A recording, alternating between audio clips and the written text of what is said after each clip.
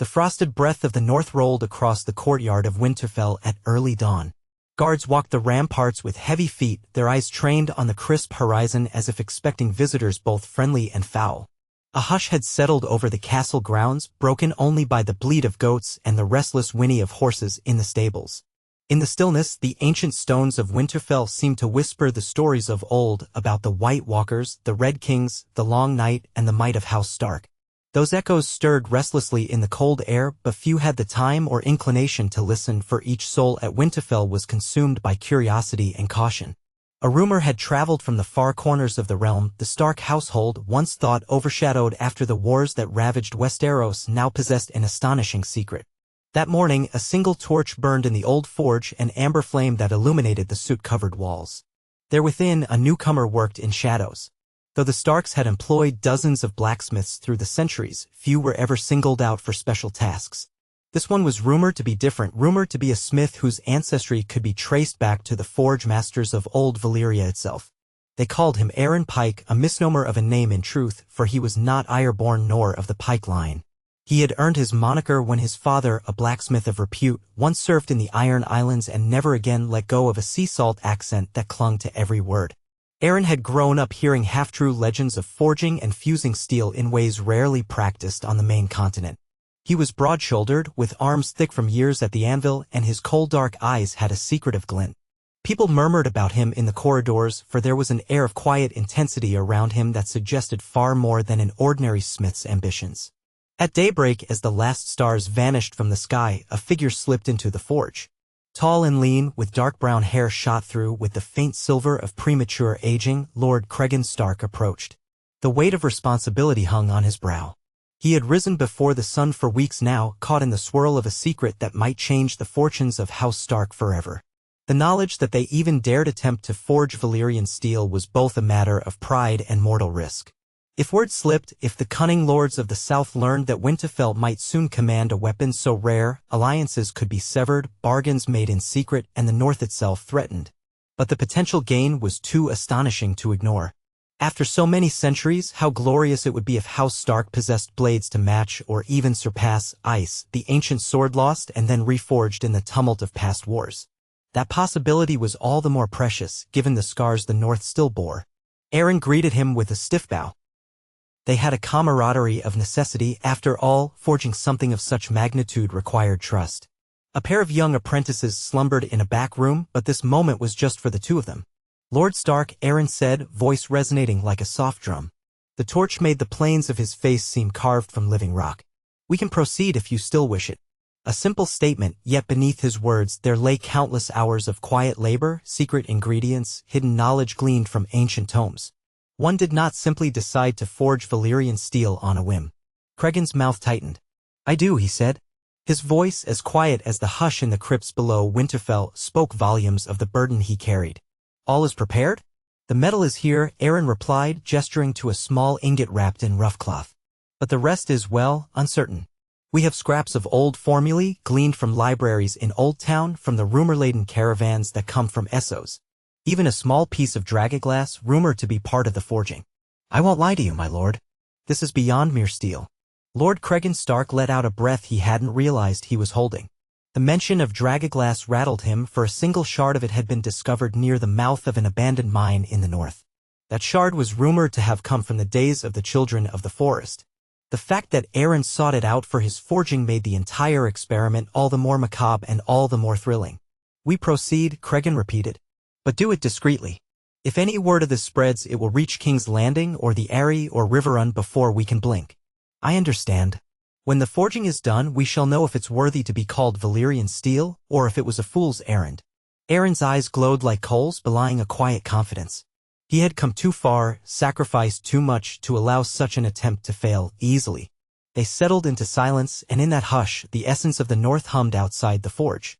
A stiff wind rattled the shutters. The hush of distant ravens echoed.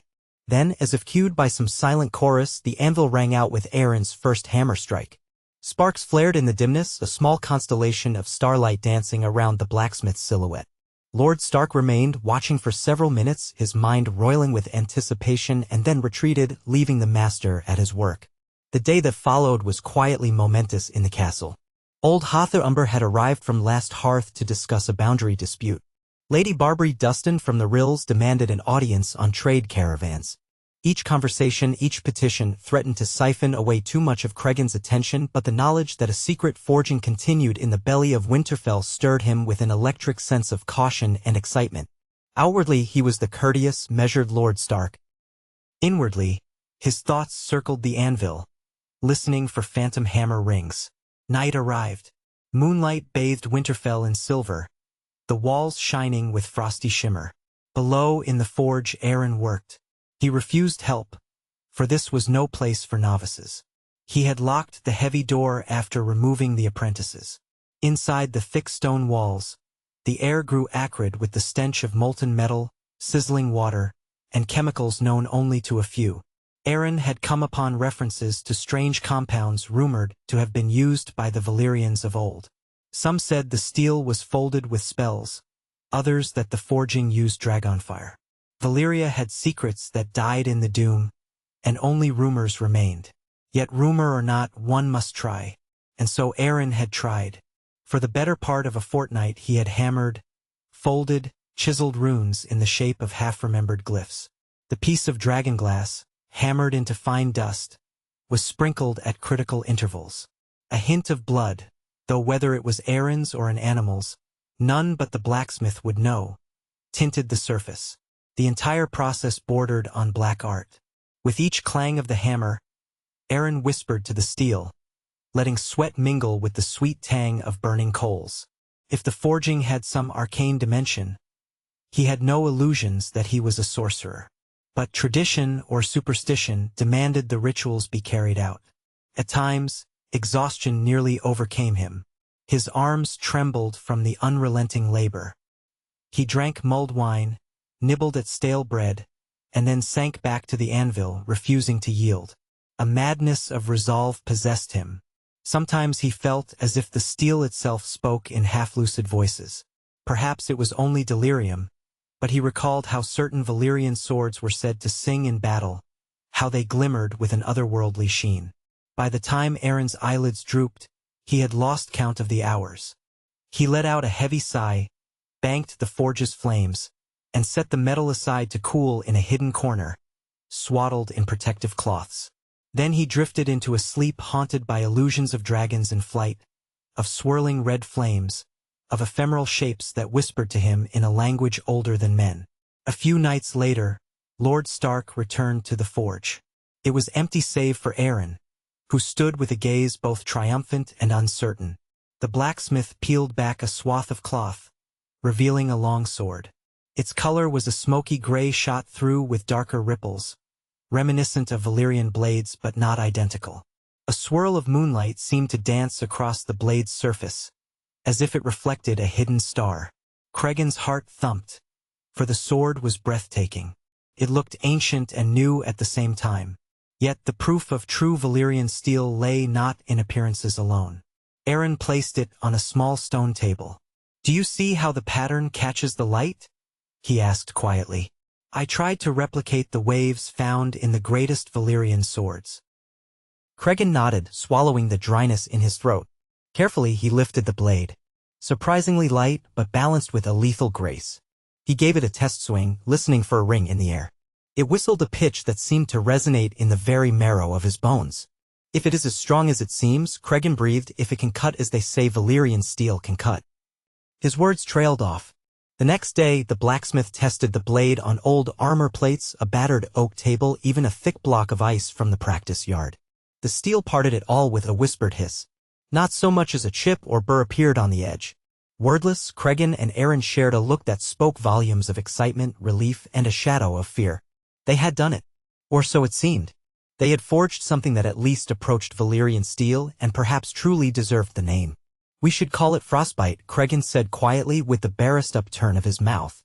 "It's the first of its kind in centuries. Even as we speak, the bards will sing if they learn of it." Aaron gave a solemn nod. "One sword is but a start, my lord.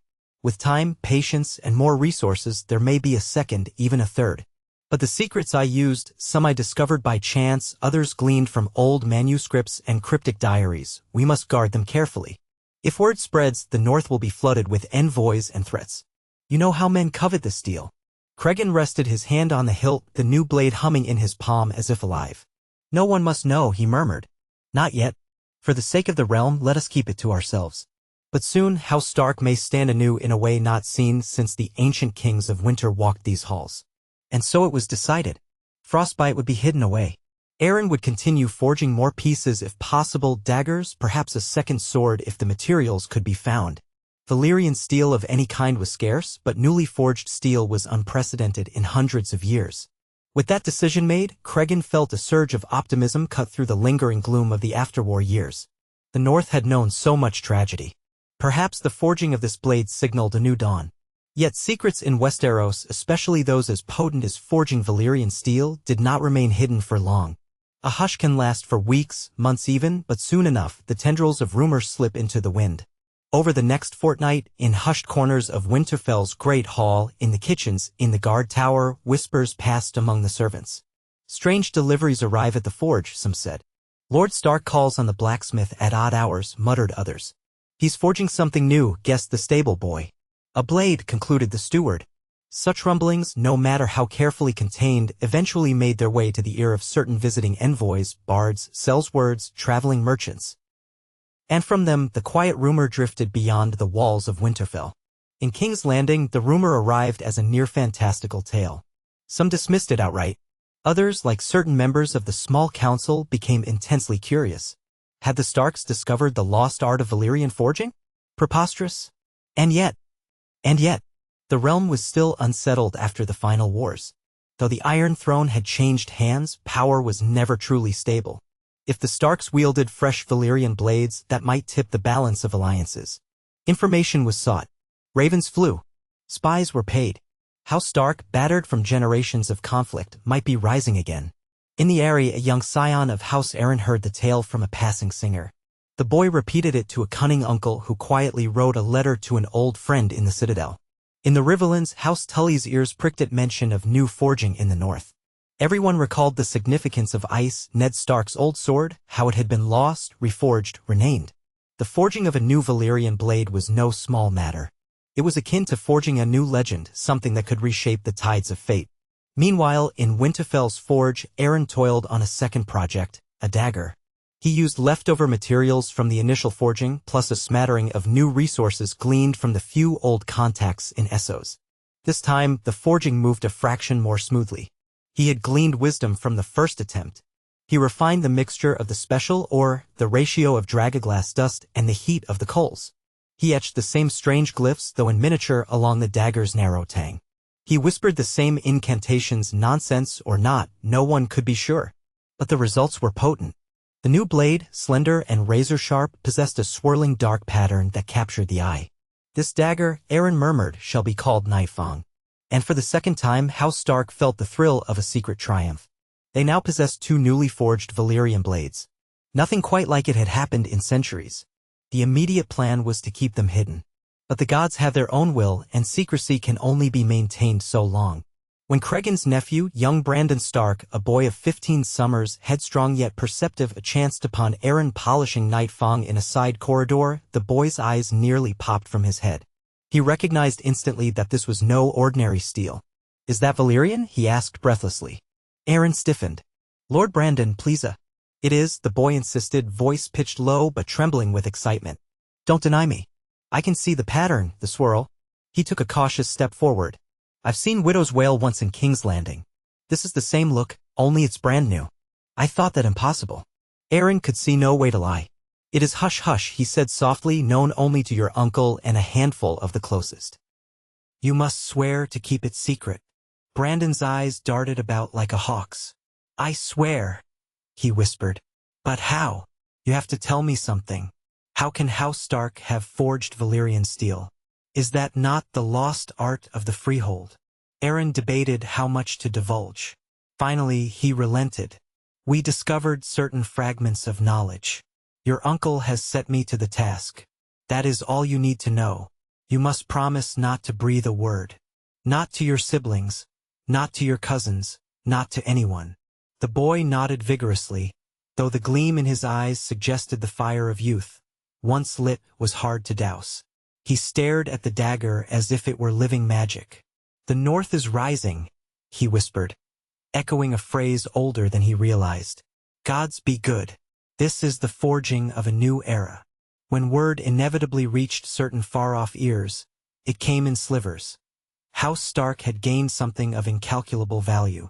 Another rumor suggested it was a single blade. Another claimed it was 2 or as many as half a dozen. Some lords scoffed. Others were gripped by caution. Could it be that a new tension was about to erupt across the Seven Kingdoms? A rumor of such magnitude could spark conflict. Forces began to stir in secret. Certain unscrupulous men with an appetite for wealth decided that if House Stark truly possessed new Valyrian steel, it was a prize worth seeking out. One such figure was Anders Royce, a hedge knight turned Sellsword captain, stationed near White Harbor. He heard the rumor from a local innkeeper and saw in it an opportunity to carve out a fortune. If he could lay hands on a piece of that steel, or even the knowledge of its forging, he could name his own price to certain wealthy southern lords. Such men had a habit of paying richly for advantage. And so, quietly, Anders Royce began recruiting. He whispered promises to his band of cutthroats. The plan was half-formed. Somehow, they would break into Winterfell's forge or kidnap the blacksmith or do whatever it took to secure the knowledge. House Stark had been war-weary after all. Perhaps their vigilance was less than it once was. Royce's eyes gleamed with ambition. The forging of new Valyrian steel might line his pockets with a king's ransom. Unaware of these looming threats, House Stark continued to navigate daily life. The lords of the North, by and large, were loyal, yet subtle rifts existed in every corner. Some families had lost heavily in the wars and nursed old grievances. Some disliked the idea of a stronger House Stark overshadowing them. But none voiced these concerns openly. Meanwhile, Aaron completed the dagger and began drafting new designs for additional steel. The notion of forging an entire arsenal was tantalizing, but the raw materials were limited, and the forging process was punishingly slow. Even so, they pressed on. Aaron's next step involved forging a short sword or possibly a spearhead, whichever proved feasible with the materials at hand. In the Great Keep, Cregan Stark wrestled with the question of how best to use their new advantage. The forging of Valyrian steel was a secret, but for how long? Should they begin forging quietly in greater quantity, eventually unveiling an entire force of unstoppable northern steel? Or should they reveal just a single sword, brandishing it as a symbol of the North's renewed strength, hoping to deter aggression? Allies might flock to such a display, or fear might drive potential foes into alliances against them. The question weighed heavily on him. He sought counsel from Maester Roderick, whose weathered face spoke of many harsh winters. The old man gave typical maesterly advice: caution, slow deliberation, the forging of alliances. But this was no typical situation. The forging of Valyrian steel was a matter of near-mystical reverence. One afternoon, as Cregan stood along the battlements looking out over the rolling snows of the north, his nephew Brandon approached, excited as only a youth with a fresh secret could be. "Uncle," he asked, "why not show the realm that the north is strong again? Must we skulk in corners with our new blades?" Cregan gave the boy a measured look. "Because knowledge is power, and revealing what we have forged could turn that power against us or cause others to unite to thwart us." "But we're not trying to conquer the realm," the boy insisted. "We're only ensuring that the north stands safe." "Why would that threaten any who are loyal?" "Men see power and covet it," Cregan replied. "They do not ask if that power will be used for good or ill. They move preemptively, driven by fear and greed. We remain watchful. When the time is right, we shall let the world know. But not a moment sooner." Brandon's expression showed grudging acceptance. "Very well, uncle. But if trouble comes, let us use these blades. Show them that the dire wolf is not asleep." Cregan set a hand on the boy's shoulder. "In time, Brandon. Let us trust in caution now." Fate, however, rarely waits for caution. The next month brought Visito RS to Winterfell, a small band of travelers requesting shelter. They arrived in a modest wagon, carrying furs and trade goods. Among them was a gaunt man with cunning eyes, none other than Anders Royce. He spun a tale of being a wandering peddler seeking honest trade. The northern nights were cold, and Winterfell's tradition of hospitality to travelers was well known. Lord Stark, unsuspecting, granted them entry. They were assigned quarters in a lesser hall, allowed to mingle as most travelers would, so long as they caused no trouble. Little did the inhabitants of Winterfell suspect that Anders Royce carried a hidden mission in his heart. Royce and his men spent the next days learning the castle's layout, the guard rotations, the location of the forge, the patterns of the blacksmith. Royce, schooled in subterfuge, gleaned that forging was indeed happening at odd hours, though none spoke openly of Valyrian steel. Royce gleaned enough from passing talk and stray glimpses. Perhaps the rumor was true. On the fourth day, Royce decided to act. Under cover of night, he and his men slipped from their quarters, quiet as shadows. The plan: break into the forge, capture the blacksmith, and escape with whatever scraps of knowledge or forging notes they could. If possible, they would steal a sample of the new steel itself. But the North can be a harsh land for intruders. Aaron Pike, ever vigilant, slept lightly in a small room adjacent to the forge. That night, he awoke to the creak of the door. He rose with the agility of a panther, seizing a hammer from a nearby table. Royce's men poured into the smithy, knives drawn. A brutal scuffle ensued.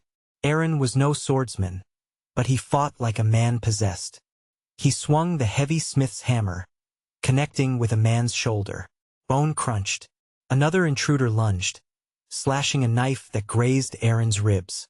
Pain burst through him, but he bellowed a warning that echoed through the stone corridors of Winterfell.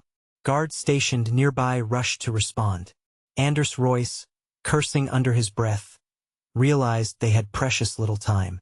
Aaron, wounded, managed to grab a brand from the forge, swirling it in front of him to keep the cutthroats at bay. Royce hissed an order: "Grab the blacksmith and the metal. We have to go." But the guards were approaching. In the chaos, one of Royce's men spotted a cloth-wrapped sword near the anvil. Frostbite. He snatched it greedily, then turned to bolt, but not before Aaron lunged forward with the flaming brand. The brand singed flesh. The thief shrieked and dropped the sword. Another cutthroat tried to yank the blacksmith backward, presumably to drag him away. Aaron twisted free, ignoring the burning pain in his side. He slammed the hammer into the man's chest. Blood spattered on the forge's dusty floor. Soon, the ring of steel from the corridor heralded the arrival of Winterfell's guards. Seeing that their plan had gone awry, Royce and his surviving men scrambled to flee. They sprinted out of the forge only to meet a half-dozen armed guards. A savage clash erupted in the courtyard, the night air alive with shouts and the clang of steel. Royce fought with desperate ferocity, a man who knew failure meant death. He managed to cut down 2 guards, but the rest of his men fell like wheat before the scythes. Then, from behind them, more Stark guards arrived with spears drawn. Trapped, Royce cursed and threw down his weapon. The surviving intruders, those who were not bleeding out on the ground, were taken captive. When dawn broke over Winterfell, the corpses of 3 men lay in the courtyard, snow staining it red, and 4 others huddled in irons. Anders Royce was among them, face twisted with bitterness. He refused to name who had sent him, though it seemed likely no single lord commanded him. The lore of Valyrian steel alone had been enough to draw him. The attempt had failed this time. Cregan Stark, summoned by the alarm, arrived at the forge to find Aaron wounded but alive, Frostbite still safe, and Nifong untouched in its hiding place. The weight of the intrusion sank in. Their secret was out, at least enough to drive men to risk infiltration. All illusions that they could carry on forging in total secrecy evaporated. Yet from this danger, a different kind of resolve emerged. They had to protect the knowledge, and more than that, protect their blacksmith, the only one who had the skill to do what had been done. If the forging was compromised, the North would lose a weapon that might guard them against any future threat. With sunrise, Cregan ordered Anders Royce and his men thrown into the dungeons to await judgment. He summoned Aaron to the great hall where the blacksmith arrived unsteady on his feet, a blood-stained bandage wrapped around his ribs. Maester Roderick stood by him, face stern. Brandon Stark lingered near the dais, curiosity and anger mingling in his eyes. "You fought bravely," Cregan told Aaron, quiet sincerity in his tone. "And you protected our secret." Aaron gave a weary nod. "I fear more will come now, my lord. We cannot hide in the shadows forever." "We cannot," Cregan agreed. "This assault changes everything. Soon, half the realm will know we have new blades. I must determine how best to use this knowledge. We Starks are not warmongers, but we will not be victims in our own hall. If men come for our secrets, we will meet them with steel. Aaron's gaze flicked to the battered hammer in his hand. I will continue forging if you wish it, but we must be certain we can defend the forge. Otherwise, each new blade endangers us more. Cregan rubbed at his brow. A slow determination settled in his expression. We will not stop, he decided. We are the North. Hardship has always sharpened our claws. And now we have you, someone who can craft the steel of legends. We will protect you. If we can forge enough blades to arm our guard captains, or even a chosen few, then any threat that arises will find Winterfell is not the easy target they imagined. The blacksmith's eyes kindled, despite his fatigue. Then let it be done, Aaron said. I'll do my part. The forging continues, with your permission. Work in secrecy, but with the protection of my best guards, Cregan said. We shall see this through. And so it was that House Stark, no longer content to hide the forging entirely, began to prepare. They expanded the guard around the forge, posted loyal men at every entrance, and spread rumors of their own, weaving a net of half-truths about secret projects. Let the realm guess. Let them wonder. House Stark would not be easily robbed again. Within weeks, ravens began arriving from lords near and far. Diplomatically couched inquiries about forging, about new swords. Cregan responded courteously, deflecting and denying in measured tones. He gave no confirmations, only vague reassurances about House Stark's continuing investments in its arms. But lords are not fools. They read between the lines. Something big was afoot in Winterfell. That same chill wind of rumor reached King's Landing, where certain members of the court grew anxious. If House Stark was forging new Valyrian steel, it could shift the delicate balance among the great houses. A new game of alliances might form. Some argued that the crown should dispatch an envoy to Winterfell, to glean truth or secure a share of the knowledge. Others whispered about more covert means. Meanwhile, the citadel in Old Town stirred with curiosity. Archmesters debated the feasibility of newly forged Valyrian steel. Was it truly possible? Did House Stark hold some lost lore? Their ravens to the north went unanswered or returned with polite evasions. The academic thirst for knowledge could quickly become a thirst for power. All of Westeros seemed to hold its breath, poised on the brink of a new tension. Through it all, Aaron labored on, forging first a short sword, appropriately named Wolfsong, for the eerie hum it made in the quiet air, then the head of a war hammer, though that proved a challenging shape. Each success emboldened him. Though the forging drained him physically and mentally, a fierce pride welled in his chest. This was the pinnacle of blacksmithing, a chance to carve his name in legend. He reminded himself at times that this craft carried grave risks, but the sense of purpose outweighed his fear. Cregan, for his part, wrestled with the question of alliances. Perhaps forging new Valyrian steel was a gift best shared with a few chosen partners, like House Manderly, loyal allies in the north. On the other hand, any leak of the forging secrets might cause a sudden explosion of similar forging attempts in the south. The advantage would be lost. He weighed these complexities each night, confiding in only a select few. His nephew Brandon clamored to be included to carry a new blade. But Cregan refused to arm the boy with something so dangerous until he was older. Men kill for these blades, Brandon, Cregan warned. And men will kill you to claim it. Let us not hasten your danger. Brandon, frustrated, withdrew, though his longing to handle the newly forged steel only grew. As it happened, the next test of Winterfell's mettle arrived not from the south but from within the north itself. Lord Bolton of the Dread Fort had never truly warmed to House Stark's leadership after the wars. Though forced to swear fealty, the Boltons carried an undercurrent of resentment. The rumor that House Stark now possessed the ability to forge new Valyrian steel rankled them. They feared becoming permanently subservient to a mightier line of Starks. Ralph Bolton, the current lord, son of a cunning father and grandson of a monstrous figure from the wars, saw an opportunity to test the new strength of Winterfell. A subtle test at first. A border dispute flared near the Weeping Water, a small stream dividing Bolton lands and land held by a lesser Stark vassal. Bolton men seized farmland, claiming it as their rightful territory. The petty conflict escalated. Farmers were harassed, cattle stolen. Cregan Stark sent ravens demanding an explanation. Lord Bolton replied with polite defiance, refusing to yield, hinting that the Starks had grown arrogant. Tensions rose. The last thing Cregan wanted was a northern civil war. But neither would he allow the Boltons to erode the authority of Winterfell. Uncertain if the Boltons had learned of the forging or not, he mustered a small contingent of men, led by the fiercely loyal House Castle. Quietly, he chose a handful of the best warriors and armed them with newly forged Valyrian weapons, frostbite, wolfsong, and 2 newly finished daggers. Among these chosen was Ser Jorah Castle, who had proven his loyalty time and again. The use of the new blades was a calculated risk. If there was to be bloodshed, let it serve as a demonstration that the North's guardians bore more than steel. Let House Bolton witness that House Stark was no easy foe. The men rode out, the dire wolf banner snapping in the wind, ghostly in the pale northern sun. At the disputed farmland near the Weeping Water, they encountered a force of Bolton men in dull leather and mail. Tensions mounted as both sides faced each other across a muddy field. Snow drifted. A hush lay over the land. Ser Jorah Castle stepped forward, brandishing frostbite. Several Bolton men eyed the blade with apprehension, for the swirling pattern was unmistakable. One captain hissed, "Valyrian steel?" The rumors were true. Lord Bolton himself was not present. He had sent a distant cousin to oversee the occupation. That cousin, Marek Bolton, sneered, though his eyes darted nervously to Castle's sword.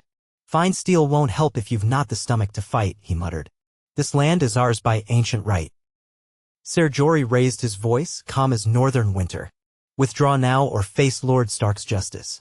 This is no mere threat. We carry the steel of legends." Marek Bolton considered. He might have tested them if this was normal steel. But Valyrian steel conjured the memory of how quickly it could rend through armor. And these men were loyal, disciplined. A short, tense standoff ensued, each side poised to strike. But the presence of the direwolf banner and the gleaming swirl of a Valyrian blade proved too formidable. Marek Bolton cursed under his breath and motioned to his men. They pulled back, sullen. "We will speak again," Bolton spat, retreating. The farmland was left to Stark loyalists. The show of force ended bloodlessly, yet it carried ripples. Word spread swiftly among the northern houses. House Stark does indeed possess new Valyrian steel. They used it to quell a Bolton land grab. Fear and admiration intermingled in the hearts of the North. Many were relieved that House Stark had the strength to keep the peace. Some, particularly old rivals or discontented vassals, seethed at the growing disparity of power. But none dared challenge it directly, at least not yet. As the conflict simmered, Anders Royce remained a prisoner in Winterfell's dungeons. Over the weeks, the man's bitterness had festered. He endured interrogation but insisted he had acted on his own. Cregan and Aaron found that plausible, though they also suspected that once the rumor of forging spread, ambitious men throughout the realm might attempt similar schemes. Royce eventually found an unlikely confidant in the form of Brandon Stark. The boy, curious about everything, sometimes wandered down to the cells to stare at the infamous intruder who had nearly stolen House Stark's greatest secret. "Why did you do it?" Brandon would ask, eyes shining with youthful intensity. "What do you want with our steel?" Royce would smirk. "Because a Sellsword's coin is never enough. Valyrian steel, that's the stuff that kings pay fortunes for. I would have sold your secrets to the highest bidder. Maybe King's Landing, maybe Pentos. Who knows? That kind of wealth sets a man free." Brandon bristled. "It belongs to House Stark," he retorted. "You'd rob us for your own greed." Royce gave a half-laugh, half-sneer. "That's how the world works, pup. Power draws men like flies to a corpse. You think you can hold on to that secret forever? Wait until a real army comes calling." Brandon's face grew stony, but Royce's words planted seeds of doubt in the boy's mind. Could House Stark truly hold out if the entire realm turned covetous? The forging had brought them power, but also danger. The boy wondered if there was a better path, some alliance or arrangement that could keep the peace. He even considered if the forging knowledge should be shared with a chosen few to prevent bloodshed. But he knew his uncle had reasons for caution. For the moment, the forging continued and House Stark tightened its defenses. Then came the royal summons, a raven from King's Landing. A politely worded letter requesting the presence of Lord Cregan Stark at court to discuss matters of mutual prosperity and the forging of alliances. The subtext was plain: the crown wanted answers about these rumored swords. Some advisors warned that Cregan should refuse, that traveling south might be a trap or a form of intimidation. Others, including Maester Roderick, suggested there was more to be gained by going. If they refused, the realm would only grow more suspicious. So Cregan decided to go, but not without careful preparation. He would bring a modest escort, including Ser Jorah Castle and a few men armed discreetly with the new steel. He would leave behind the remainder of the forging operation under heavy guard, instructing Aaron to carry on but keep his blades hidden. We will see what the South truly wants, Cregan told his nephew. You shall remain here, Brandon. You'll help watch over Winterfell. We can't leave it vulnerable. The boy tried to argue, but Cregan was firm. So it was that Lord Stark departed for King's Landing, carrying Frostbite by his side, an emblem of House Stark's new era.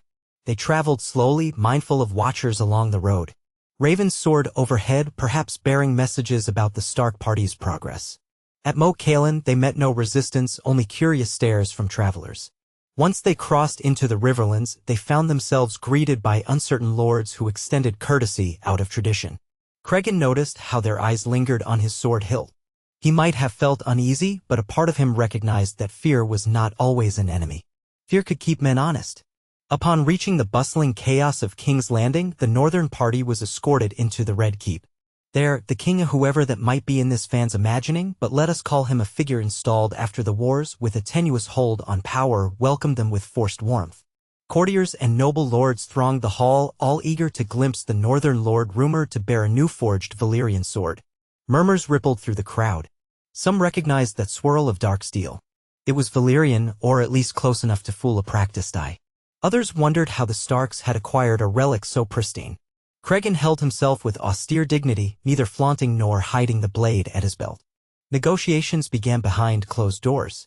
The king and his council inquired about trade, about the stable governance of the North, about the notion that more Valyrian steel might soon find its way into the realm. Cregan parried their questions with careful answers. He insisted that House Stark sought peace, that the forging was for the defense of the North alone, that no slight or threat to the crown was intended. Still, the crown's curiosity would not be sated so easily. They pressed him to reveal how this forging was achieved, or to at least share the possibility that the crown could commission a blade or two for its own use. The king dangled the prospect of considerable gold, expanded trade privileges for White Harbor, and even the possibility of royal favor in future disputes. Cregan considered each offer warily. The knowledge of forging to him was a northern secret not to be sold. He recognized that gold could buy many things, but once the knowledge was out, the advantage would vanish. He recalled Royce's words about men flocking like flies to a corpse. Yet a compromise might preserve the peace. So after many hours of tense discussion, he proposed a cunning half-truth. We have gleaned scraps of knowledge from older sources, he said. Yet the process is not easily replicated. Without the climate and resources of the North, it is likely impossible. My blacksmith is no mere artisan. He is touched by a gift not easily shared. If the crown desires a single blade, forged under my oversight, we might arrange it, provided the cost is offset by certain considerations.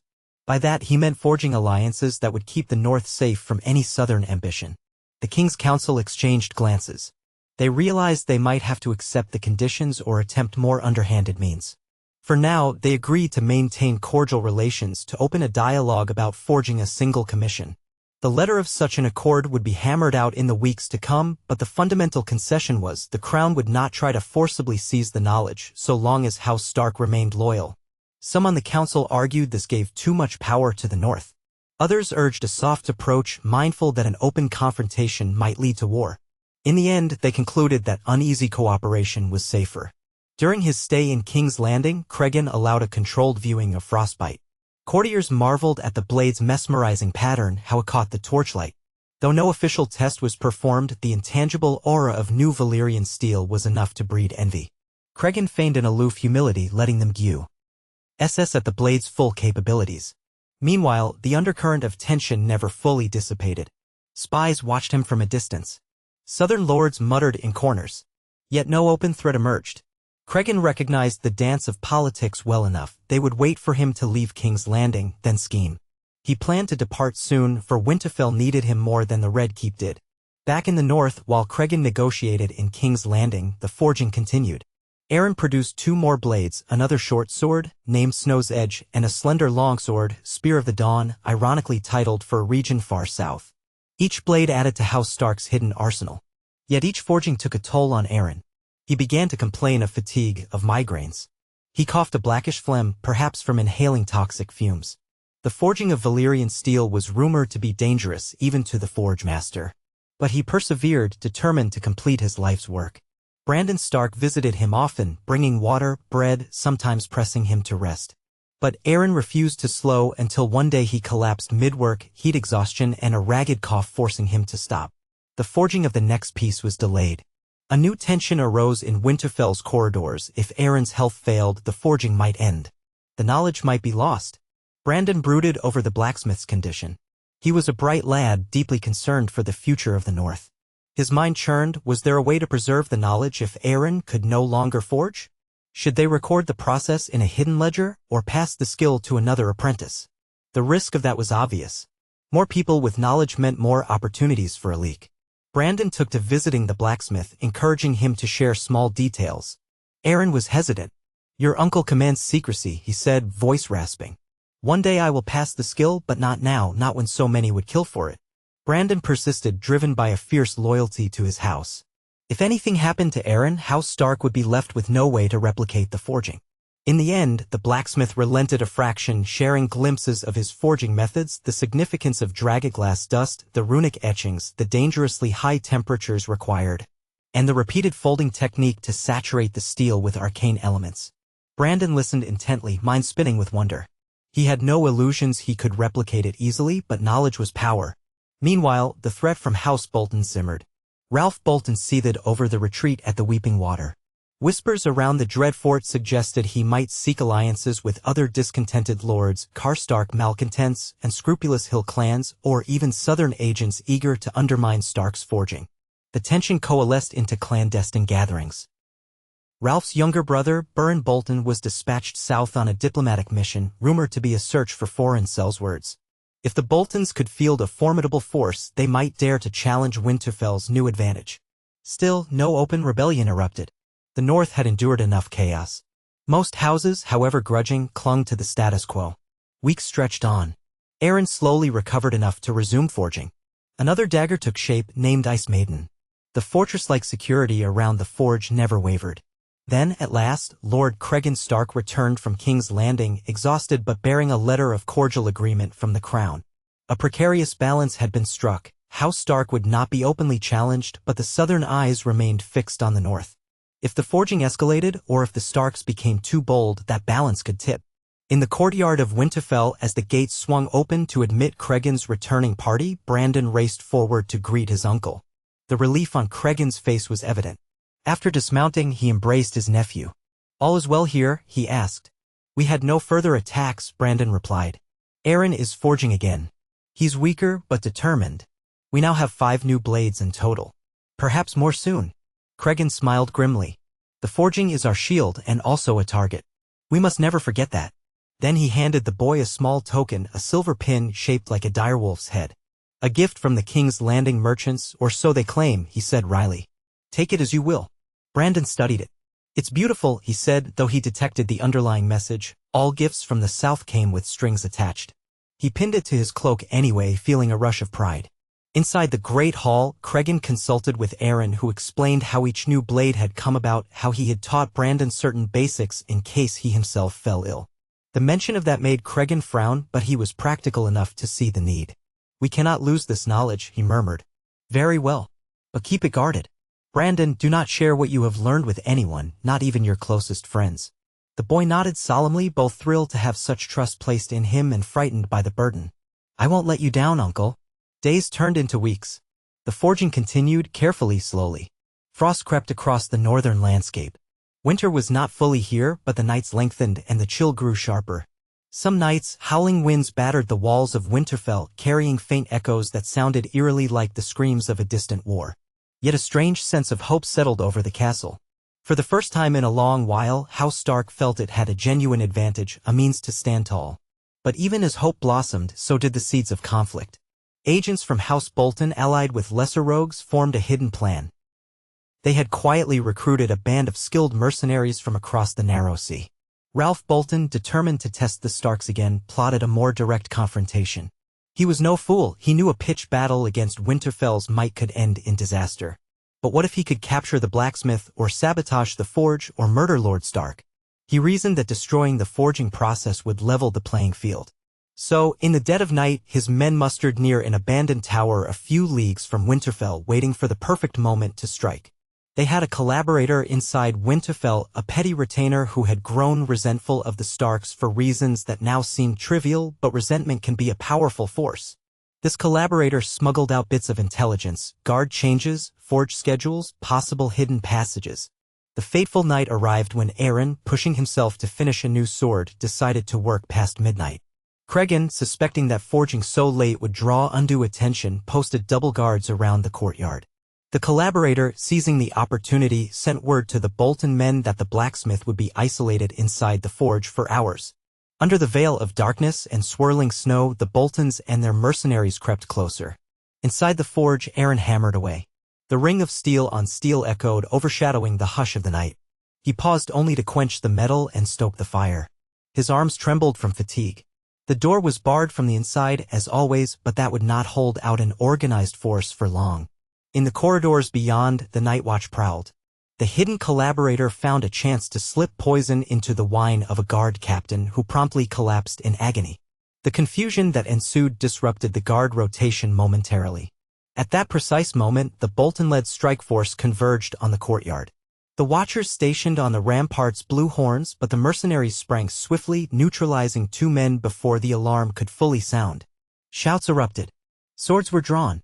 A swirl of snow and steel whirled in the courtyard. Aaron heard the commotion, distant cries, metal clashing, the bark of orders.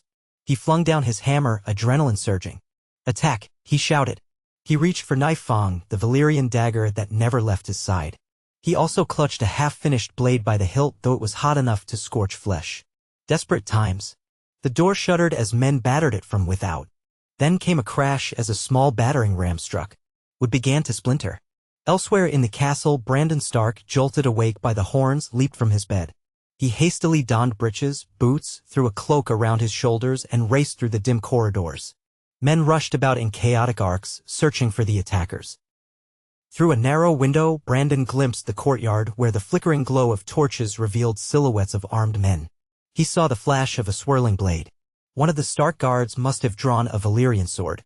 The sight filled him with both alarm and a fierce sense of purpose. He grabbed a regular longsword from the armory, a simpler blade, but all he could find quickly, and hurried to the forge. He knew that was the heart of the threat. Cregan Stark, too, emerged from his chambers with frostbite in hand, accompanied by a handful of loyal guards. He barked orders to secure the great hall, but a messenger stumbled up, breathing heavily. "They're at the forge, my lord. Trying to break in." Fury shot through Cregan. "To me," he roared at his men, and they charged toward the courtyard. Snow whipped in from the open gates, swirling around them. A group of Bolton men, recognizable by the flayed man sigil on their jerkins, lunged to intercept. Steel clashed. Cregan felt the power of frostbite hum as he swung, the blade cutting through a mercenary's armor like parchment. Another foe thrust a pike. Cregan sidestepped, hammered frostbite down with lethal precision. The fight was savage. The courtyard filled with the cries of dying men. The Starks' extra training with the new steel gave them an edge, but they were outnumbered by the mercenaries. Blood splattered on the snow. Inside the forge, the door gave way at last. Aaron, hard hammering, raised knife fang. The first intruder lunged, a savage with a crooked sword. Aaron slashed. The Valyrian dagger cut deep, nearly severing the man's arm. Another attacker swung a cudgel. Aaron ducked behind the anvil. The half-finished blade glowed red. In desperation, Aaron seized it by the leather-wrapped tang, though it scorched even through the leather, and swung the blazing metal. The attacker screamed as it raked across his face, burning flesh. But more poured in behind him. Aaron's chest tightened. He was alone. He could not hold them off forever. If they overwhelmed him, the forging knowledge might be lost. At that moment, Brandon Stark burst in through a side entrance, an old service door seldom used, but known to the family. He had sprinted there through twisting corridors. He saw the intruders encircling Aaron, recognized their Bolton insignia. Without hesitation, the boy flung himself into the fray. His simple longsword bit into the back of one mercenary's neck. The man went down with a choked cry. Another whirled, raising a spear. Brandon's heart pounded, but he parried, the force jarring his arms. He cried out, half in fear, half in defiance, and forced the spear aside. Aaron, seizing the opening, drove knife fang into the attacker's side. The man dropped. Relief and a grim determination flashed in Aaron's eyes. He and Brandon stood back to back, gasping. The forging coals glowed like demons' eyes in the corner, the entire space alive with swirling smoke. Yet more intruders entered, stepping over their fallen allies. They were more cautious now, seeing the Valyrian dagger. Brandon eyed them, sweat beading on his brow despite the cold. He realized in that moment how drastically outnumbered they were. But reinforcements arrived, a handful of Stark guards led by Ser Jorah Castle who had fought his way through the courtyard. Ser Jorah, wielding Wolfsong, made short work of the next wave, cutting them down in a flash of swirling steel. The intruders, seeing the tide shift, tried to retreat, but the narrow doorway and the press of bodies made it impossible. The forge became a slaughterhouse as Castle's men closed in. In minutes, the last of the Bolton mercenaries lay dead or groaning on the floor. Outside, Cregan Stark stood triumphant in the courtyard, panting heavily. Frostbite dripped with blood. Bodies lay scattered, but the castle was secured. Bolton men who still lived were dragged to the dungeons. When Cregan reached the forge, he found Brandon spattered with blood, trembling but alive. Aaron bled from a new gash, but the blacksmith's grip on Night Fang was steady. Ser Jorah's chest rose and fell with exertion, a nasty bruise forming on his cheek. Yet all stood victorious. They had repelled a full-scale infiltration led by the Boltons. The forging was safe for now. Rage burned in Cregan's eyes at the blatant betrayal by House Bolton. "We will not suffer this treachery," he said hoarsely. "It ends here. Either they bend or they break." He summoned his war council at dawn. By then, the Bolton prisoners had revealed enough to prove that Lord Ralph Bolton was behind the attack, hoping to steal or destroy the forging secrets. Evidence also emerged of alliances with minor houses that loathed the Starks' growing power. "We either act decisively," Cregan said, "or invite more attacks. The forging can only continue if we root out the threat at its source." So House Stark mustered an army, a modest force but armed with a handful of new Valyrian blades in key positions. Their banners snapped in the cold wind. Determined not to plunge the North into chaos if it could be avoided, Cregan offered Lord Bolton an ultimatum: renounce your treachery, swear fealty anew, deliver up the conspirators, and pay restitution for your crimes, or face destruction. The message was dispatched by Raven. At the Dreadfort, Ralph Bolton received it with stiff fury. He weighed his chances. The Starks had new steel, a formidable symbol, but the Boltons had allies. How many were truly reliable was uncertain. Many would fear facing Valyrian blades. Ralph's advisors wavered, urging caution. Some told him to kneel, to preserve the family. But Ralph's pride gnawed at him. He delayed his response until the Stark host approached the Dreadfort's outskirts. Banners were arrayed. War seemed imminent. At last, in a gesture that surprised many, Ralph Bolton rode out under a flag of truce, accompanied by a minimal retinue. He confronted Cregan Stark on a field just beyond arrow range of the Dreadfort's walls. Snow drifted gently, the sky a leaden gray. Cregan waited with a small circle of his own men, including Brandon and Ser Jorah with Wolfsong. Frostbite's hilt glinted at Cregan's side. Bolton glared, a muscle twitching in his jaw.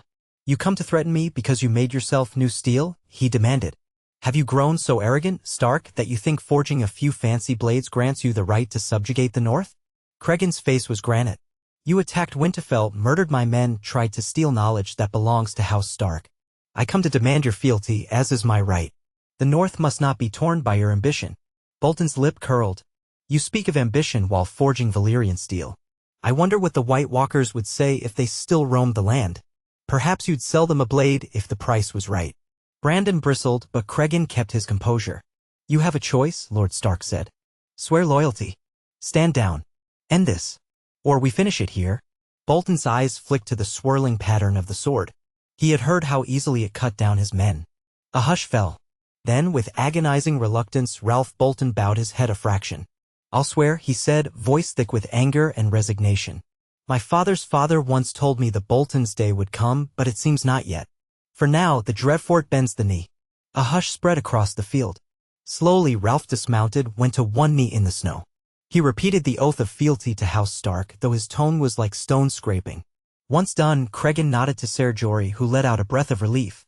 Conflict was averted, for the moment. But the tension remained in the air. The vow of House Bolton was forced, resentful. One day, that resentment might burst anew. But for now, the forging in Winterfell was secure. In the aftermath, the realm took note that House Stark had not only repelled intruders but forced House Bolton's submission. Rumors soared. Some said the Starks had an entire armory of Valyrian steel. Others claimed that half the men in the North now bore those legendary blades. Exaggerations, to be sure, but they served to amplify House Stark's prestige. And so a new era began to dawn. Cregan Stark oversaw the forging of a handful more blades, distributing them carefully among his most trusted lieutenants, ensuring that each region of the North had a watchful protector. Aaron continued to toil, though each forging drained him more than the last. Brandon learned bits of the craft, not enough to replicate it fully, but enough that if the blacksmith fell, the knowledge would not vanish overnight. Yet even as House Stark rose, new threats brewed beyond the horizon. Southern lords still eyed the north warily. The citadel debated the significance of this forging.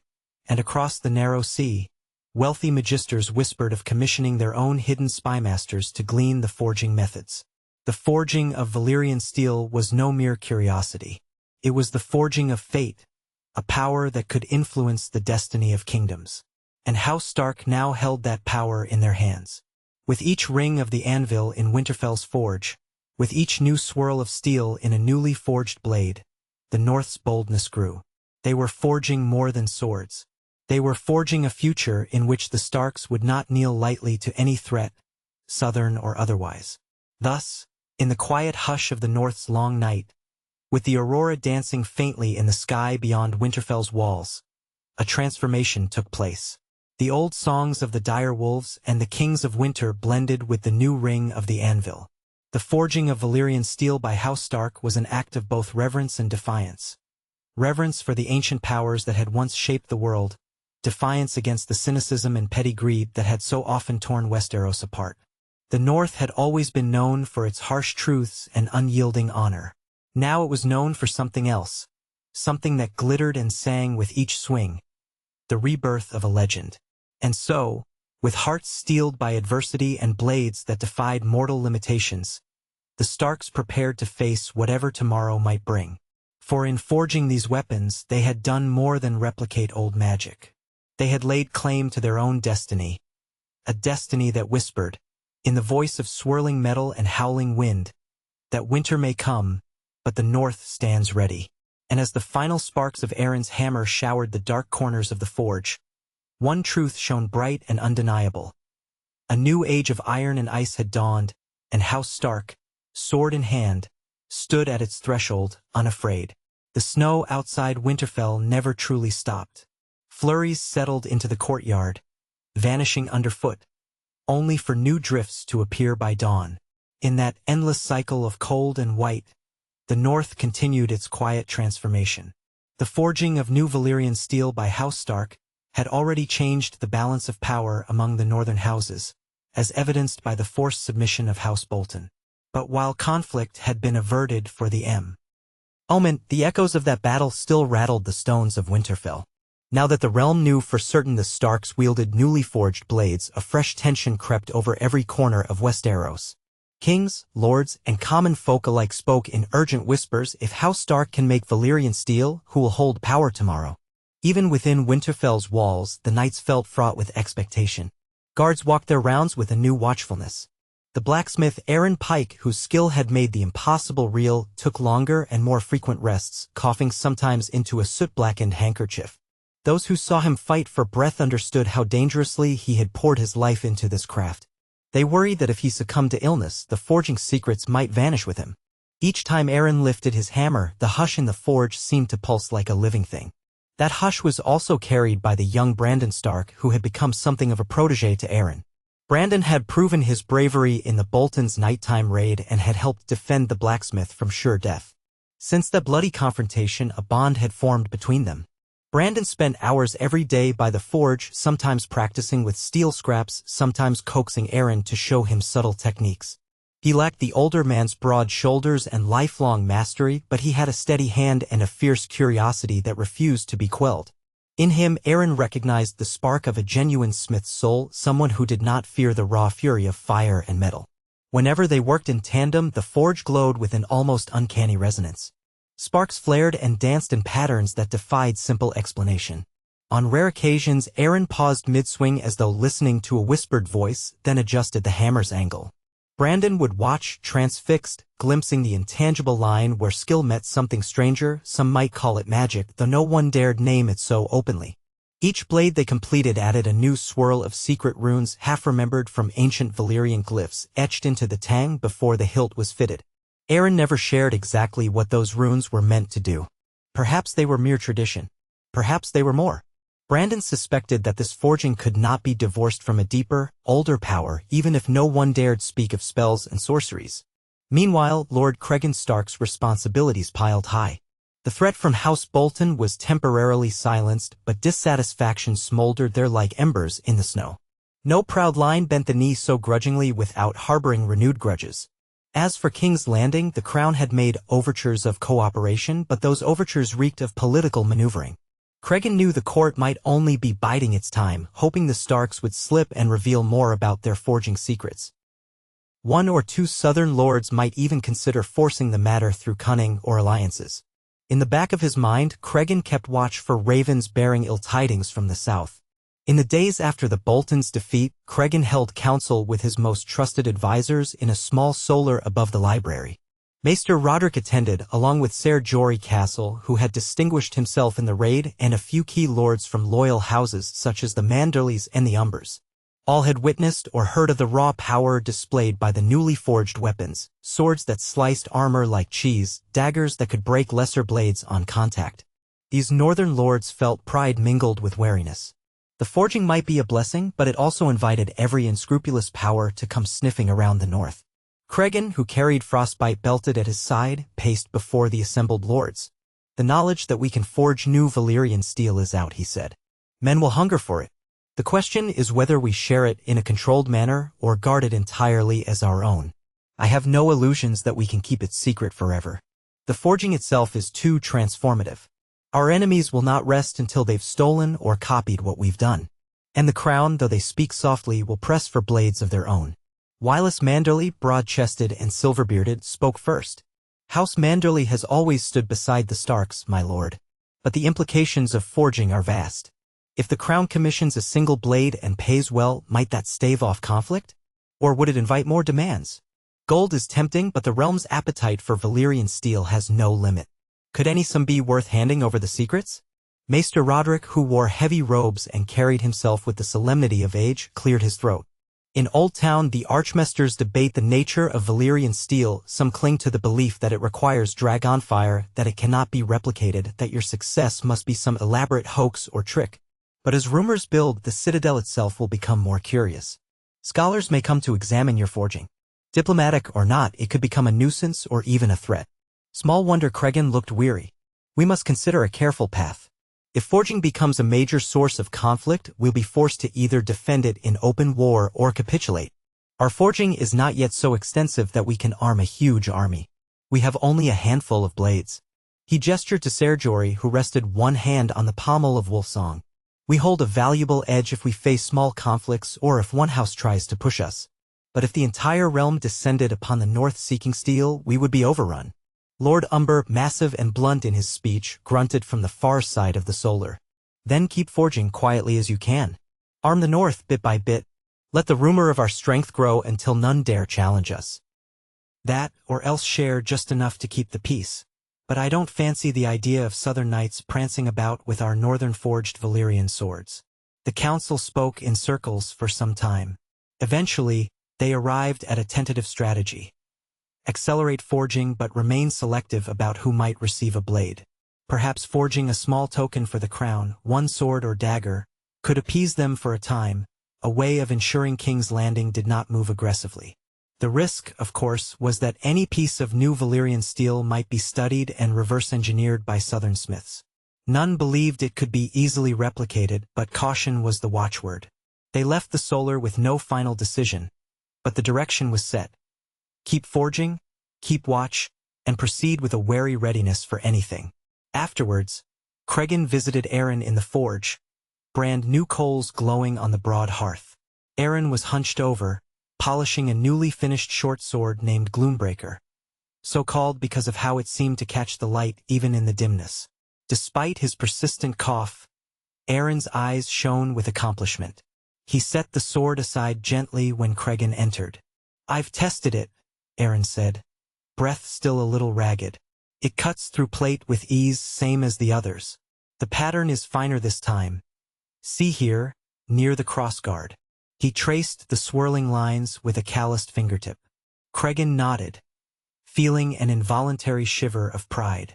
Each new blade is sharper than the last, he said, half in admiration, half in a mix of concern and wonder. And each time I sense it costs you more. Are you faring well, Aaron? I won't have you killing yourself on my behalf. A faint smile touched Aaron's lips. "Some of that might be in my blood, my lord. My father taught me. Forging is life, forging is breath. When a smith can coax shape from metal, he's giving part of himself. But I'll heed your caution. I rest when I must." Cregan considered urging him to stop for a month, to recover fully. Yet he knew time was not on their side. Rivals, enemies, and opportunists would keep pressing in. "We stand on a blade's edge ourselves," Cregan said gently. "I'll not press you to do more than you can handle, but it's vital we maintain some momentum." Aaron nodded. "I understand." In the weeks that followed, Brandon Stark continued to learn from Aaron, forging basic steel components under the blacksmith's guidance. Often, Brandon's right arm ached from swinging the hammer. He'd grown leaner, stronger. He practiced swordplay in the yard with the other Stark retainers, then hurried to the forge to watch Aaron's every move, trying to decipher the subtle steps that made Valyrian steel stand apart. Though still too young to bear a lord's burdens, Brandon found himself increasingly at the heart of Winterfell's greatest secret. He took that trust seriously, seldom speaking of what he learned, even to his cousin or close friends. Some nights, Brandon lay awake in his chambers, too restless to sleep. He would slip out quiet as a cat and wander the ramparts. The swirl of snow and wind, the pale glow of the moon, the endless hush of the winter sky, it all seemed to whisper of bigger mysteries. Sometimes he asked himself, was this forging only about steel and war, or was there something else lurking in the metal's heart? Valyrian steel was said to remember the dragons that had once breathed fire upon it. Could these northern blades hold some other memory, perhaps the memory of ice? Idle thoughts, maybe, but they sparkled in his mind like flakes of snow in lamplight. Beyond the walls of Winterfell, threats continued to brew. Lord Ralph Bolton never ceased his sullen resentment. Forced to swear fealty, he nonetheless maintained secret missives with minor lords or landed knights who chafed under Stark dominance. The Dreadfort saw the forging as an affront and unfair advantage. Meanwhile, the crown's newly dispatched envoys traveled north, presumably on royal business. With them came an assortment of attendants and scribes. Word preceded them that they wished to see this forging with their own eyes and negotiate for a commission. This caused a stir in Winterfell, for the northern lords disagreed on how to greet such guests. At last, on a crisp morning near the tail end of autumn, a small cavalcade arrived at Winterfell's main gate. They bore the royal banner, a golden crown on a field of black. The watchers on the walls announced them, and the gates swung open. Out from the gathering swirl of snow rode a tall, gaunt man wearing a cloak lined with ermine fur, and behind him a half-dozen knights and courtiers. This was Lord Miles Rowan, an emissary of the crown, known for his careful tongue and unwavering loyalty to King's Landing. By his side rode a more imposing figure in full-plate armor, Sir Argrave Flowers, a knight said to have proven himself on the stepstones. They were escorted by a scattering of bannerless swords hired for protection on the journey. Cregan Stark descended to greet them in the courtyard, flanked by a half-circle of northern men in furs and mail. There, beneath the gray skies of the north, polite bows were exchanged. Lord Rowan smiled, though the tilt of his mouth seemed faintly predatory. His pale eyes flicked to the hilt at Cregan's side, no doubt noticing the distinct swirl that marked it as Valyrian steel. He let a beat of silence stretch. "I bring you warm regards from King's Landing, Lord Stark," Rowan said in a voice that sounded too smooth for the frosty air. "His Majesty is gladdened by word of House Stark's renewed strength and wishes to reaffirm the bond between the Crown and the North." Cregan's expression remained neutral. "Winterfell is always open to the King's envoys. Be welcome, Lord Rowan. You must be cold from the road." Rowan offered a curt nod. "A chill, to be sure. Though I suspect the chill of the North does not compare to the fabled steel you have so expertly forged. Perhaps we shall speak at length once we've warmed ourselves." There was no direct mention of forging in his words, yet it hung in the air between them. Cregan led the newcomers inside, calling for mulled ale and roasted meats to be brought. The main hall was bustling, curious onlookers, servants, a handful of lords present for routine business. Lord Rowan and his retinue settled at tables near the dais, while Cregan sat with them, exchanging pleasantries. Yet each polite word felt charged with subtext. Rowan was here for more than courtesy, everyone knew that. Eventually, Rowan broached the subject he could not avoid. "Lord Stark, the king was delighted to hear rumors that the North has discovered new forging methods resembling the famed Valyrian steel. Doubtless you recall his invitation to collaborate on a blade for the crown. We are prepared to offer substantial compensation, chests of gold, new trade privileges for your ports, and the king's promise of support should foreign threats menace the north. He paused, letting the weight of his offer resonate. We do not come as thieves in the night, my lord. We come with open hands.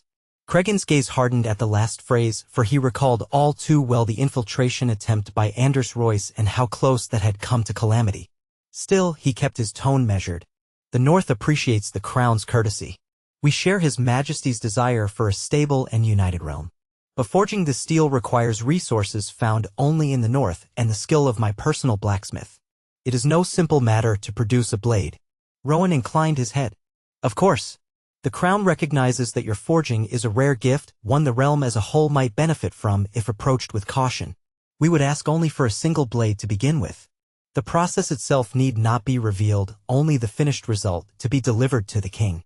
We are prepared to pay handsomely. Cregan felt the eyes of his advisors upon him.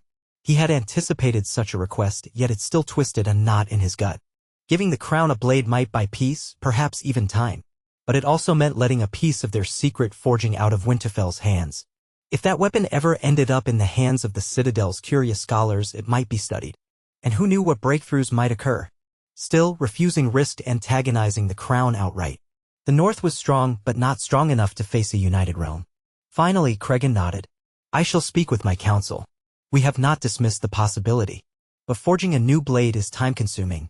The blacksmith is already taxed with the demands of our own defenses, especially after the near raid we suffered. Rowan gave a carefully concerned frown. Ah, yes, the infiltration attempt. The crown heard rumor that you were attacked by northern dissidents, or so it said. The details are murky. Ser Jorah Castle, who stood behind Cregan's chair, stiffened at the memory. Cregan answered tersely. A small band tried to seize the blacksmith. We repelled them. Since then we have doubled our vigilance. I suspect such incidents will not be the last. Rowan sipped his ale. All the more reason for the king to show solidarity. A small blade from your forge in the hands of the crown would demonstrate unity. We'll see to it that any lord or Sellsword who dreams of menacing Winterfell regrets it. A silence followed, heavy with hidden barbs. After a moment, Cregan forced a polite smile. Your point is well made. Come, rest from your travels. We'll speak again once you have recovered from the road. Winterfell's hospitality is yours. Lord Rowan took the cue, bowing his head. That night, a feast of moderate proportions was held in honor of the crown's emissaries. While the main hall bustled with chatter and music, Brandon Stark slipped away to check on Aaron in the forge. There he found the blacksmith methodically preparing a batch of raw materials for what might become a spearhead. Aaron glanced up. Though the man's face was smudged with soot, his expression was serious. I heard the crown's men arrived, Aaron said, turning back to the forge. The coals glowed red-orange, illuminating the lines of worry around his eyes. No doubt they want a sword. Brandon nodded, approaching the anvil. Yes, Uncle Cregan is considering it carefully. Do you think we can risk forging one for them? If the king's people study it, they might puzzle out your methods. Aaron snorted. Let them try. Many a great house has attempted to replicate Valyrian steel for centuries and failed. The process is not easily gleaned. But there is a risk, boy. The more pieces we send out into the world, the greater the chance some cunning mind will discover how we do it, or at least replicate part of the technique. Brandon's gaze lingered on the half-finished spearhead. The bare metal glowed faintly with each shift of the coals. Uncle says we might not have a choice. The crown will not be refused indefinitely. Aaron looked over at him, eyes reflecting the forge fire. Then we shall do what must be done, he said softly. But I warn you, forging a blade for the crown will divert me from forging for Winterfell. The next few months might be dedicated to that single sword. With each piece, I must pour my full attention in. Brandon felt a ripple of unease. Every day that forging was diverted meant the North itself gained fewer new blades. And with the Boltons still restless and who knew what new threat lurking, it was a gamble. At least we can pick the design, he said, trying to sound optimistic. We'll make the best sword for them, but maybe without the special runes? The ones that might reveal too much. Aaron nodded thoughtfully. A simpler sword, yes. We can omit certain steps or at least hide them well. Yet I wonder if the crown receives a blade that is obviously lesser than your own, it might be seen as an insult. They both fell silent, the complexities pressing down on them. After a moment, Aaron gave a slight shrug. We'll see what your uncle decides. For now, help me check the slag in the bottom of that barrel. I'm testing a new mixture for the next forging. Brandon set to work, finding small comfort in the labor. There was solace in the ring of metal, the hiss of steam, the smell of hot iron. He felt close to something essential about the North, a strength hammered out of adversity shaped by ice and perseverance. Perhaps that was the true nature of these northern forged blades, something that reached beyond mere skill. Or perhaps it was only a young man's fanciful imagination. Either way, the forging continued. Within a fortnight, Lord Cregan made his decision. After repeated conversations with Rowan and nights of quiet discussion with his own advisors, Cregan summoned Rowan to the Solar. There, in the presence of Maester Roderick, Ser Jorah, and a few other trusted lords, Cregan spoke plainly, "We will forge one sword for the crown. It will be a longsword of comparable quality to our other pieces, and it will bear a name of the king's choosing upon completion. However, the forging will occur here in Winterfell under strict privacy. None but my blacksmith and his assistants may witness the process. The crown will not have access to every step. Once the blade is complete, the king's chosen courier can bear it south. The cost will be negotiated before final delivery."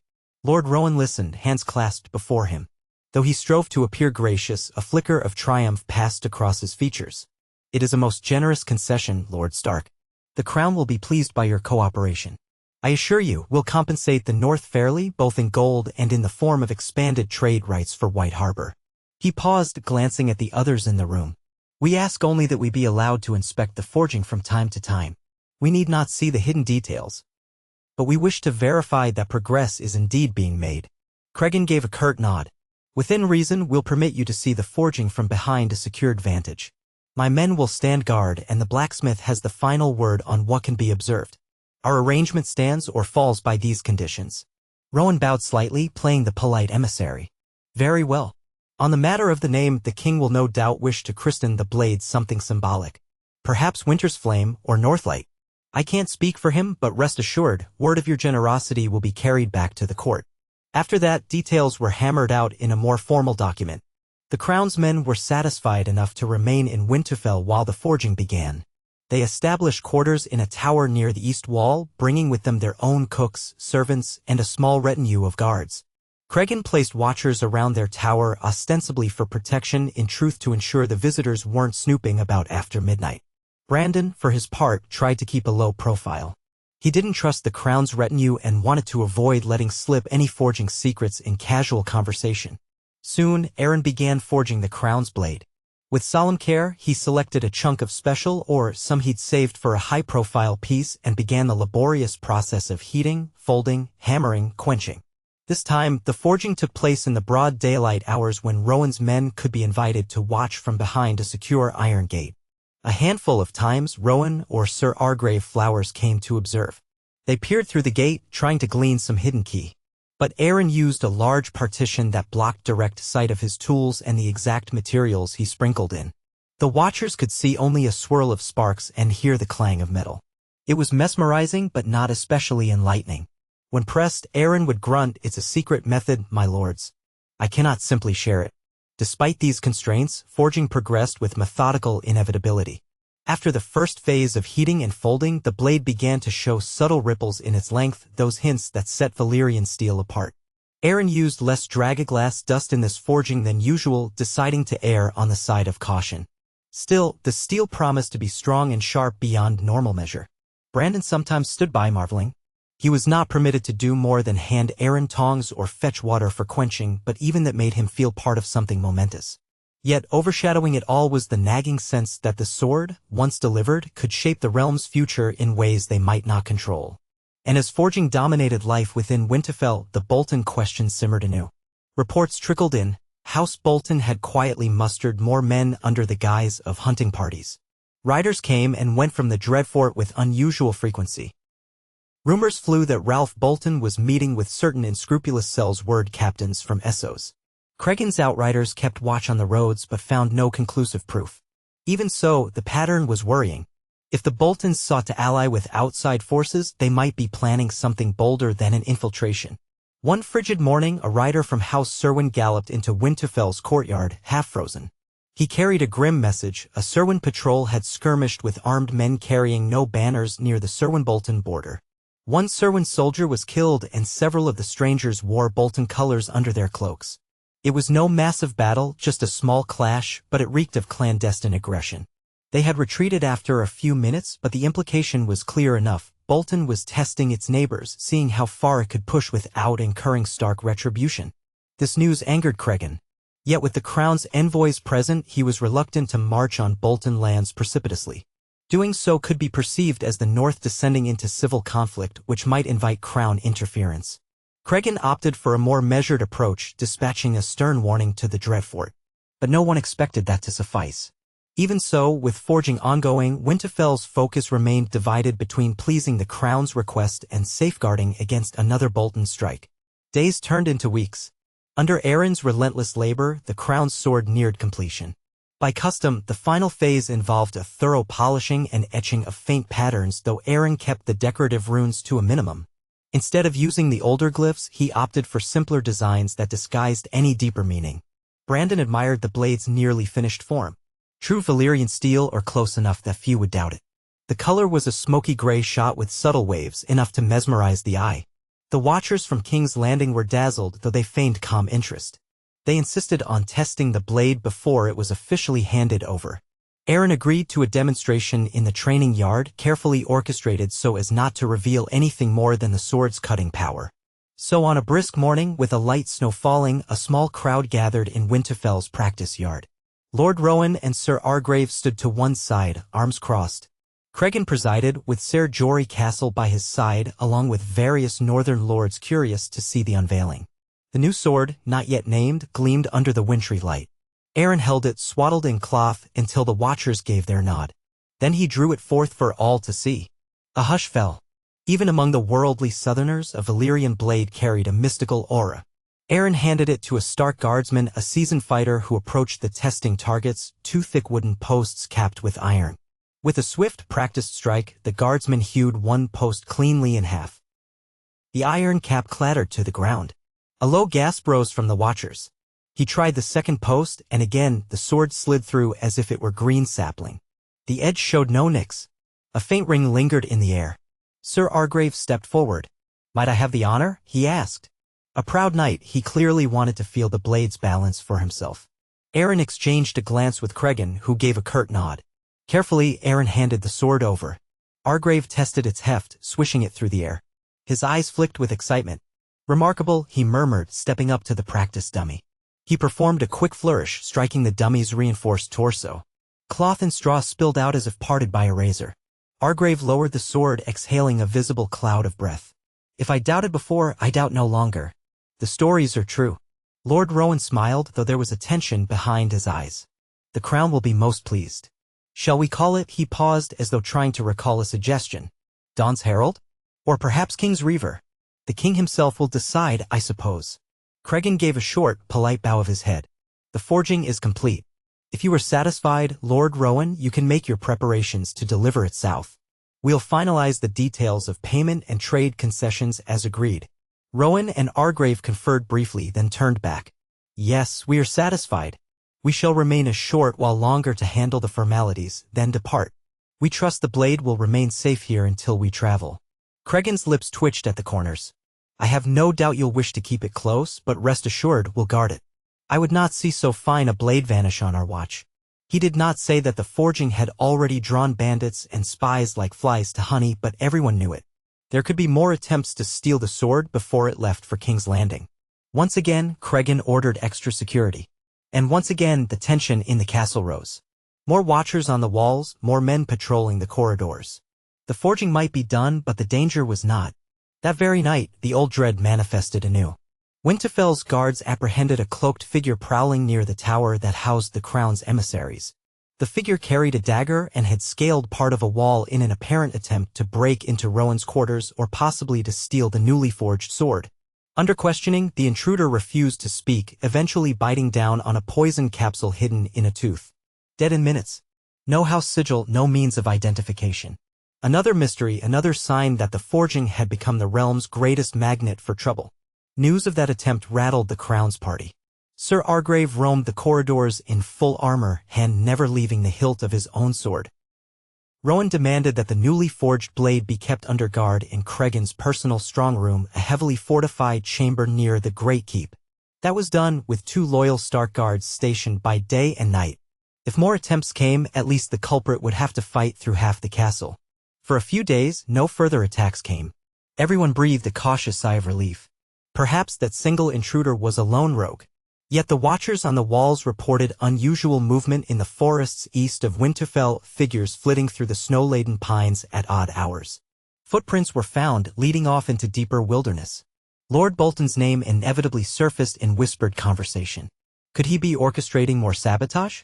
Then, as if summoned by tension, a raven arrived bearing a chilling missive from one of the Stark outposts near the Dreadfort. The outpost's commander wrote that a larger band of Bolton men had been sighted crossing into disputed territory, 40 or 50 strong, armed with spears and swords. They seemed to be building a makeshift encampment as if preparing for something. Possibly the Boltons hoped to draw out Stark forces or hold the territory hostage until Cregan capitulated to demands. The details were sketchy, but the message ended with a warning: they may move soon. If we do not reinforce, they could raid loyal settlements or intercept the Crown's party traveling south. Faced with this, Cregan called a new council of war. This time, Lord Rowan and Sir Argrave were asked to join so they might see for themselves the threat that lurked in the north. Rowan listened, brows drawing together. "I see," he said. "So House Bolton remains a thorn. The Crown does not usually intervene in local disputes, but this could endanger our safe passage with the sword." Ser Jorah Castle, who had faced the Boltons in the prior raid, spoke up. "My lord, we should muster a force and drive them from that encampment before they have time to fortify. We let them off lightly last time." Cregan drummed his fingers on the table. "If we confront them openly, it becomes a near civil war in the north. The Crown's presence complicates matters. The king may decide that internal strife here warrants intervention." Rowan lifted a hand. "Peace, my friends. The Crown does not wish to see blood spilled unnecessarily. But we must ensure the safe transport of that sword. If Bolton's men intend mischief, we may have no choice but to respond." Wylis Manderley, present at the council, rolled his shoulders. "It's best to strike quickly, though with a measured hand. Show the Boltons will not stand for their transgressions. Perhaps we march a portion of our forces to the border, not a full army, but enough to dissuade them. Let them see we stand ready with Valyrian steel." That last point carried weight. The memory of how swiftly the new blades had ended the earlier skirmish was still fresh. Perhaps a display of that power would scare them into backing down. After some debate, the council agreed to dispatch a contingent of roughly 200 men.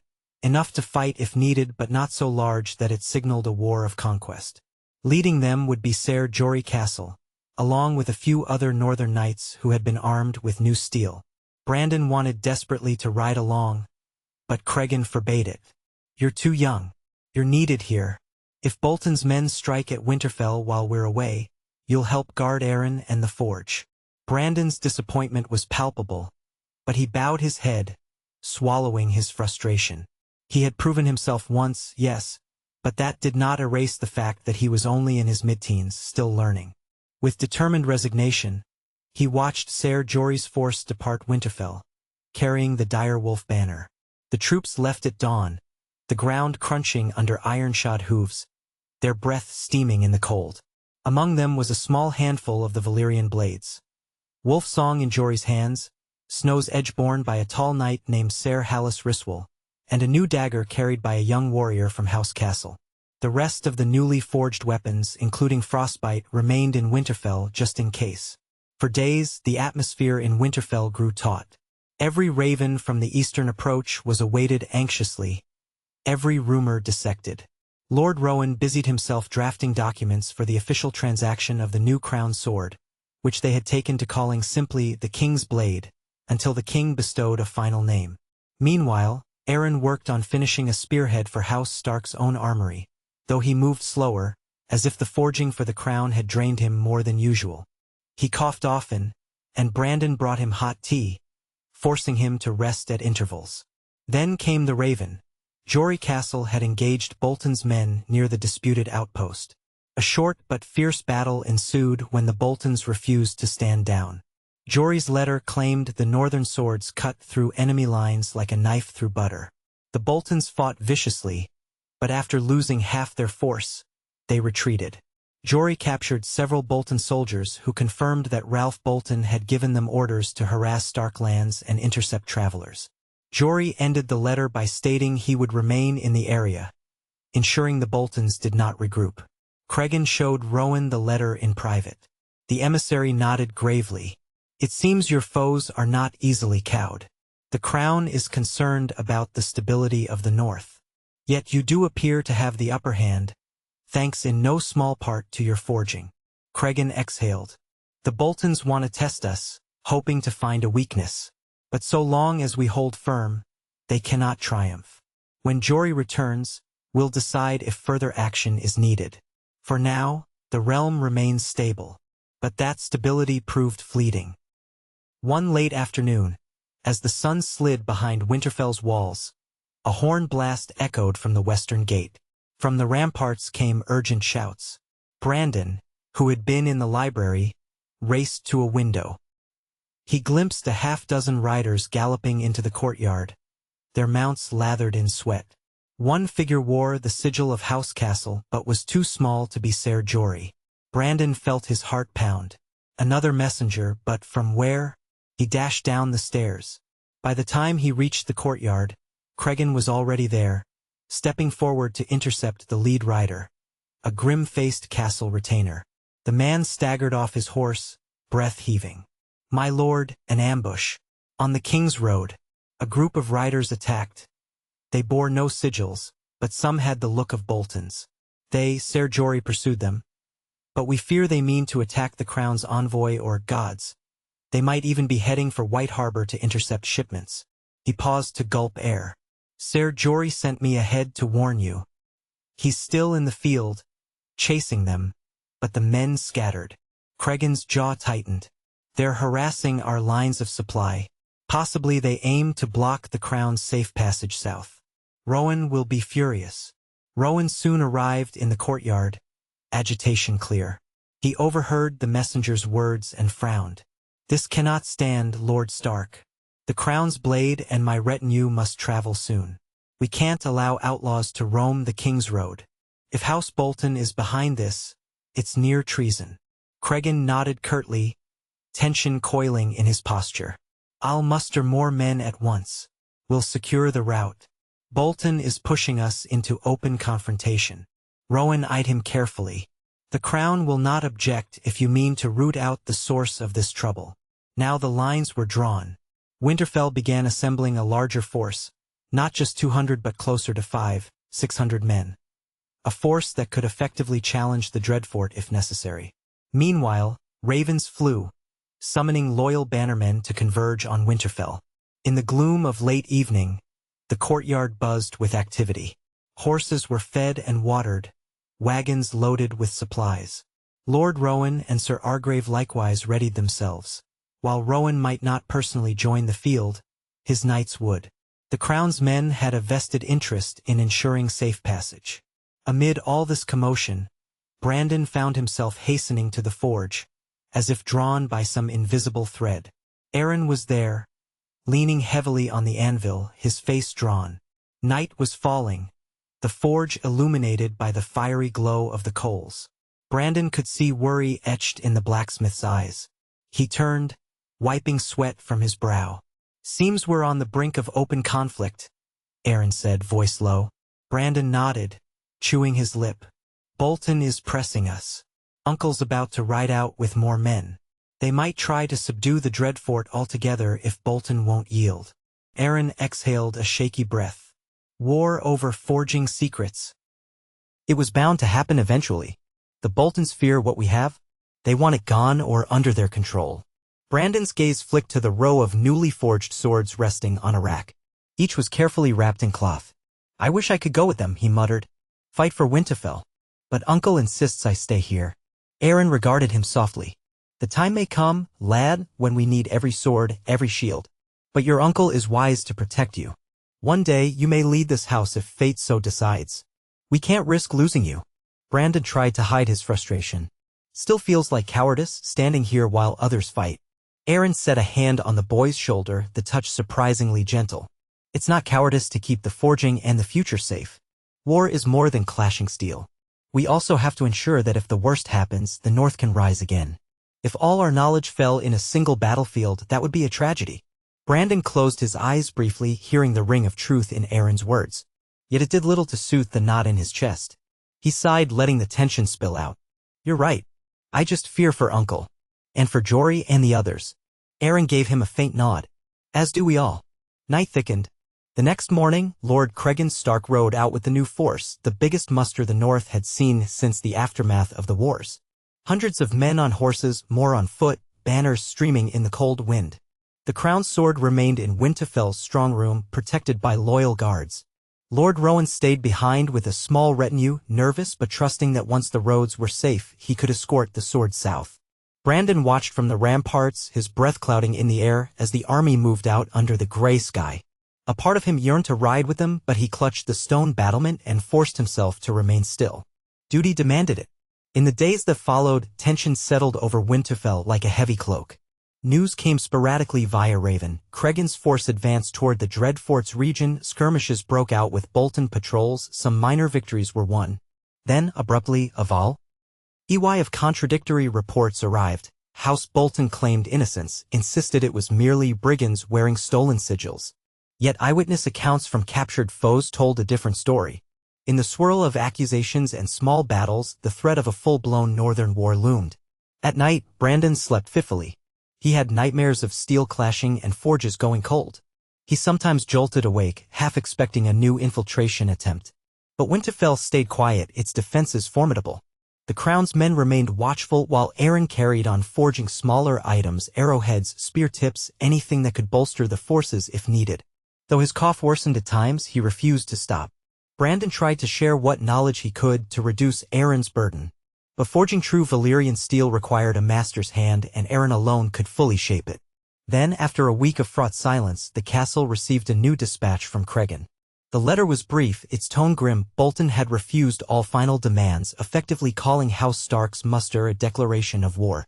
The Dreadfort itself was barricaded, and Bolton's men roamed the countryside, harassing Stark's supply lines. If the conflict continued, Cregan might have to lay siege to the Dreadfort. Maester Roderick read the letter aloud to Brandon, Rowan, and a cluster of advisors in Winterfell's hall. The gravity of it sank in like a stone. A siege in the dead of winter, Rowan murmured, shaking his head. It might last ages. What of your forging? If House Bolton truly resents these new blades, they may not stop until the blacksmith is theirs or dead. Brandon answered before he could stop himself, they'll never get Aaron. Winterfell won't fall. Rowan gave him a thin smile. I admire your confidence, young Stark. Yet war can be unpredictable. If House Bolton holds out behind walls, the conflict might spill across the north, weakening all of you. The crown will not ignore a full-scale civil war. Maester Roderick cleared his throat. Lord Rowan, might the crown intervene to quell this for the sake of stability? Rowan hesitated. We are not eager to dispatch southern armies here. The king respects the north's tradition of handling its own. But if the conflict escalates beyond reason, the king may send forces to restore order and to ensure the forging does not fall into dangerous hands. The meaning was clear. If the north turned chaotic, the crown might claim the forging for itself under the guise of safeguarding it. In the corridor afterwards, Brandon found himself pacing, feeling powerless. He confided in Aaron, who listened quietly while wiping sweat from his brow. The crown might march in, Brandon said, his voice thick with frustration.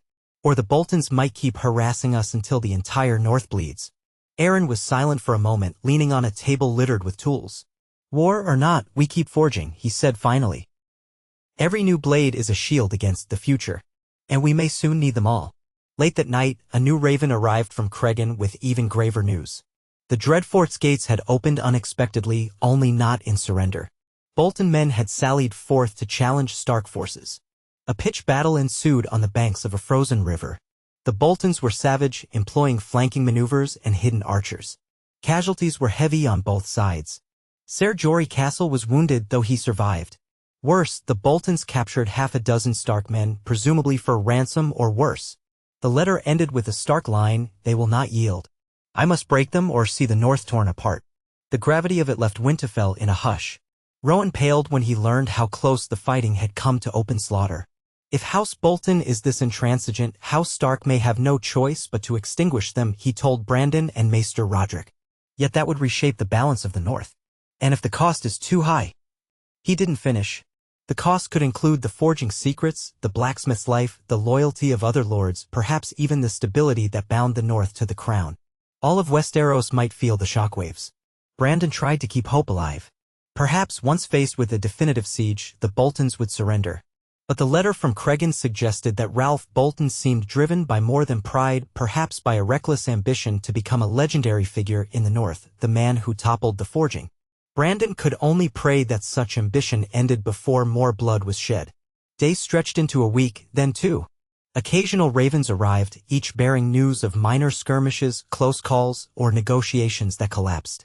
Meanwhile, in Winterfell, morale sagged under the weight of uncertainty. The great hall felt half empty. Some supply wagons had been dispatched to support Cregan's forces, leaving the castle stores lower than usual. The weather turned vicious, with swirling snowstorms that rattled shutters and built drifts against the walls.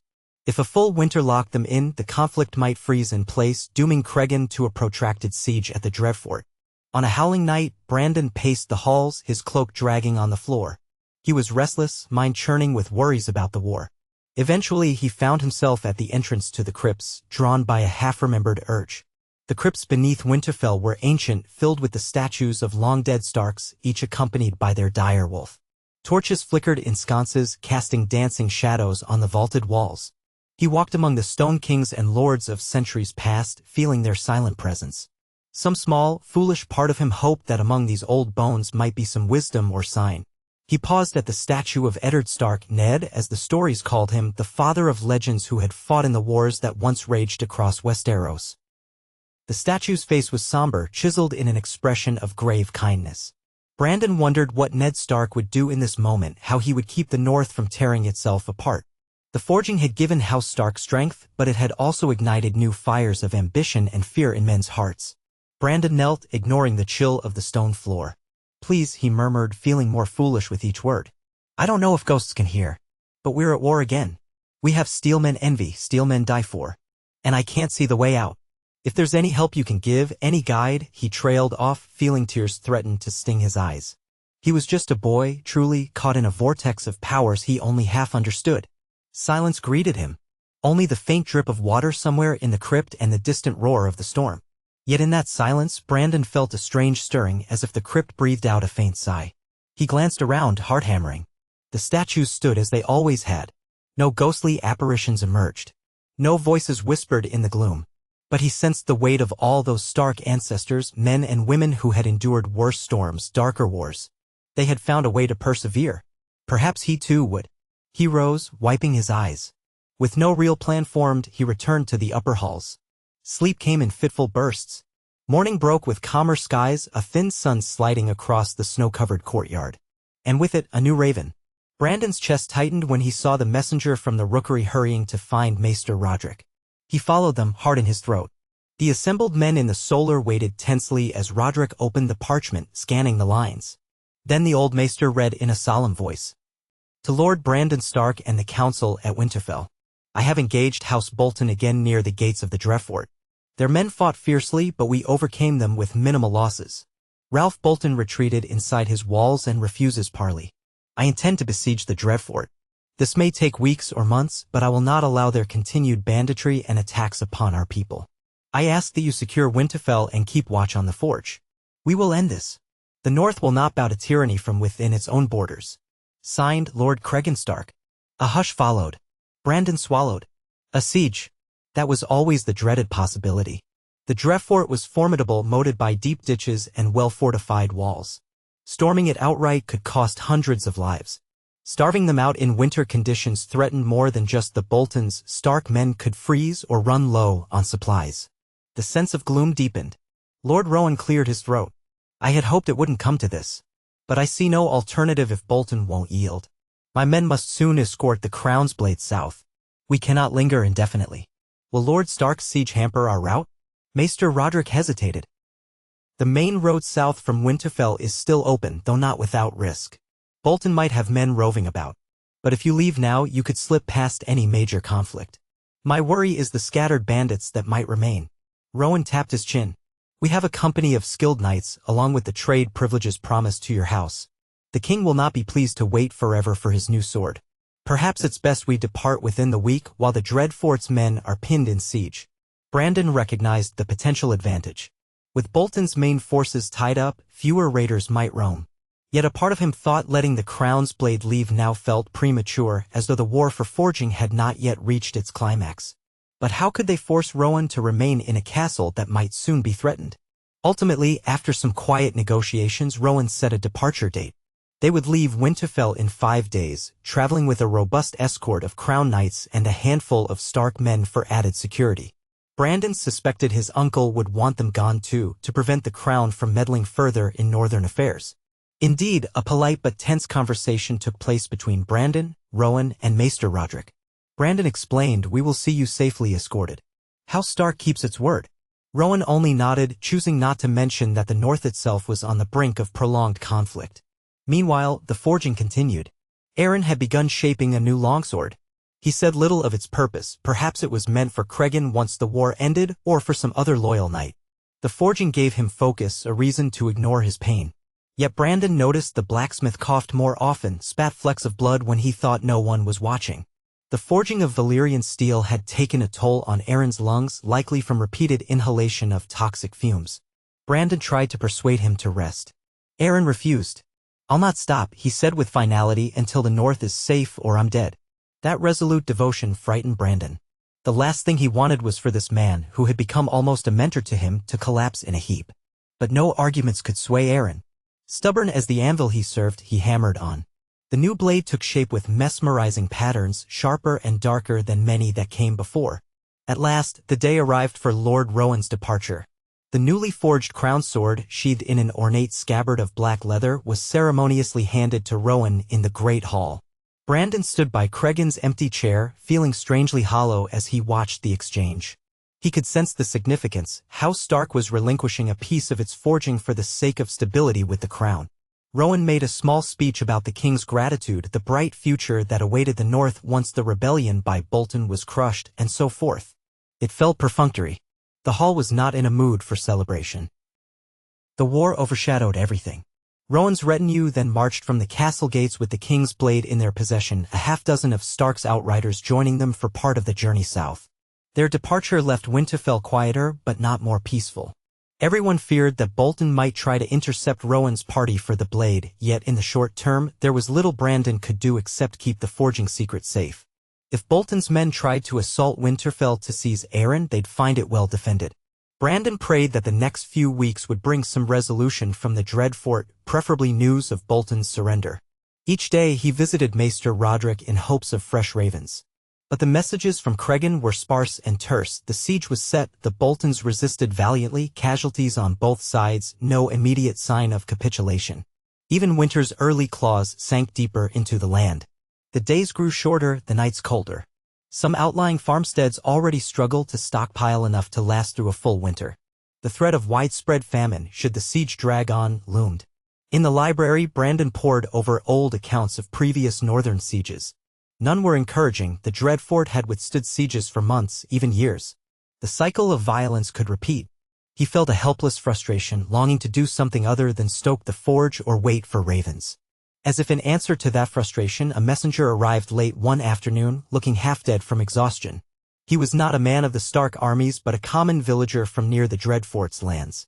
He claimed to have slipped through Bolton lines to bring word of atrocities. Bolton men, or sells words in Bolton's pay, burning hamlets suspected of sheltering Stark sympathizers. The man's clothes smelled of smoke and fear. "They burned everything," he mumbled, trembling in the great hall. "Herded folk like cattle. Some tried to flee to the Stark lines, but the roads were watched. I slipped away at night. Please, you must save them." Brandon, outraged, summoned the senior castellans. They listened gravely. With Cregan away, the best they could do was send a small party of riders to assist any refugees who approached Winterfell. The Boltons, it seemed, were determined to sow terror. This was no longer a mere border dispute. Brandon felt his fists clench. The forging might give House Stark an advantage in open battle, but it could not stop the cruelty inflicted on innocents caught in the crossfire. Even if they supplied every loyal knight with a Valyrian blade, wars were seldom decided by single swords. 3 nights later, Brandon and Aaron were working late in the forge, the bitter wind rattling the shutters, when a quiet knock came at the door. Brandon started, grabbing the handle of a mundane sword, and motioned for Aaron to stand back. He opened the door a crack, expecting a guard or a messenger. To his surprise, in swept a figure cloaked in white fur, a woman with a pale, angular face and eyes like ice. Lady Barbary Dustin of Barrowton. She had arrived in Winterfell earlier that day under the pretext of paying respects. Now, apparently, she had decided to pay a clandestine visit to the forge. She closed the door behind her. "Forgive the intrusion, young Stark," she said. "I heard the clang of metal and guessed you'd be here. I thought we might speak privately." Aaron quietly withdrew to another corner, coals flickering shadows on his face. Brandon stood stiffly, uncertain. He knew Barbary Dustin by reputation, cunning, ambitious, not always kindly disposed to House Stark. Yet she claimed loyalty. "It's late, my lady," Brandon said. "What would you discuss at this hour?" Dustin lifted her chin. "The forging, of course. And the fate of the North. I've just come from your great hall, listening to rumors of Bolton's atrocities. This conflict may tear the North apart unless decisive steps are taken." Brandon frowned. "Decisive steps are being taken. My uncle is besieging the Dreadfort." Dustin's lips curved in a half-smile. "A siege that could drag on for months, draining your resources, leaving your people to starve. Is that truly wise?" Brandon felt annoyance flare. "He has no choice. Ralph Bolton made his bed. We must break his power." Dustin's gaze flicked to Aaron, then back to Brandon. "If you truly want to break Bolton, you need to do it swiftly, strike a single blow that ends them. A midnight assault, perhaps, or some cunning subterfuge. But to do that, you need an advantage even greater than a few new swords. You need men who can slip inside the Dreff Fort, open the gates from within, or something of that sort." She let the suggestion hang. Brandon narrowed his eyes. "Why are you telling me this?" "Because House Dustin has old ties to the Boltons, whether we like it or not. There are ways inside the Dread Fort known to few. Secret tunnels, half-collapsed passageways. My father once told me of them. If House Stark wishes, I can provide the knowledge. But in return," she paused, letting the hush settle. "In return, I would ask for a blade forged by your blacksmith. A new Valyrian dagger, perhaps. A sign of trust and a symbol of my house's elevated standing. With such a token, House Dustin might stand more firmly beside you in future disputes." Aaron's brow furrowed in the flickering light. Brandon stared at Barbary, uncertain whether to be offended or intrigued. She was offering a path to end the war quickly, possibly saving countless lives, but demanding a Valyrian blade in return. That was not a trivial request. Every new piece of steel was a great treasure. "That is a steep price," Brandon said carefully. "We do not hand out these blades to buy men's loyalty." Dustin shrugged. "You misunderstand. My loyalty is not for sale. I have always supported a strong North. But if I am to take the risk of providing you with clandestine means of infiltration, risking Bolton's wrath if it fails, I want something in exchange. A portion of the power you hold so tightly in this forge." Brandon thought about it. He knew how his uncle would respond. Forging was precious, not to be doled out lightly. Yet if this infiltration could truly open the Dreadfort from within, the siege might end in days, preventing more bloodshed. Could that not be worth a single dagger? He stole a glance at Aaron, who looked pensive. Aaron gave him a slight nod, as if to say, "You must decide what is best for House Stark." Brandon's heart thumped. He was not the Lord of Winterfell, but with Cregan away, decisions sometimes fell to him and the council. Could he accept such a bargain? "What if I say yes?" Brandon asked, voice shaking slightly. "Will you give us these secret ways? Will you swear upon your house's honor that it's genuine information?" Lady Barbary Dustin's eyes glittered with cunning. "I do. My father's notes were detailed. The Boltons themselves likely forgot some of the passages. If Lord Stark can slip a small, highly trained force inside, preferably armed with that deadly steel, the Dreadfort could be yours in a night. Bolton's men, cornered between your infiltration and the siege, would fall swiftly. Ralph Bolton would have no escape." Brandon felt a chill, imagining the plan. A stealth operation, creeping through hidden tunnels, throwing open the gates, letting Stark's army surge in. It was bold, dangerous, but it might save countless lives compared to a prolonged siege in midwinter. Slowly he nodded.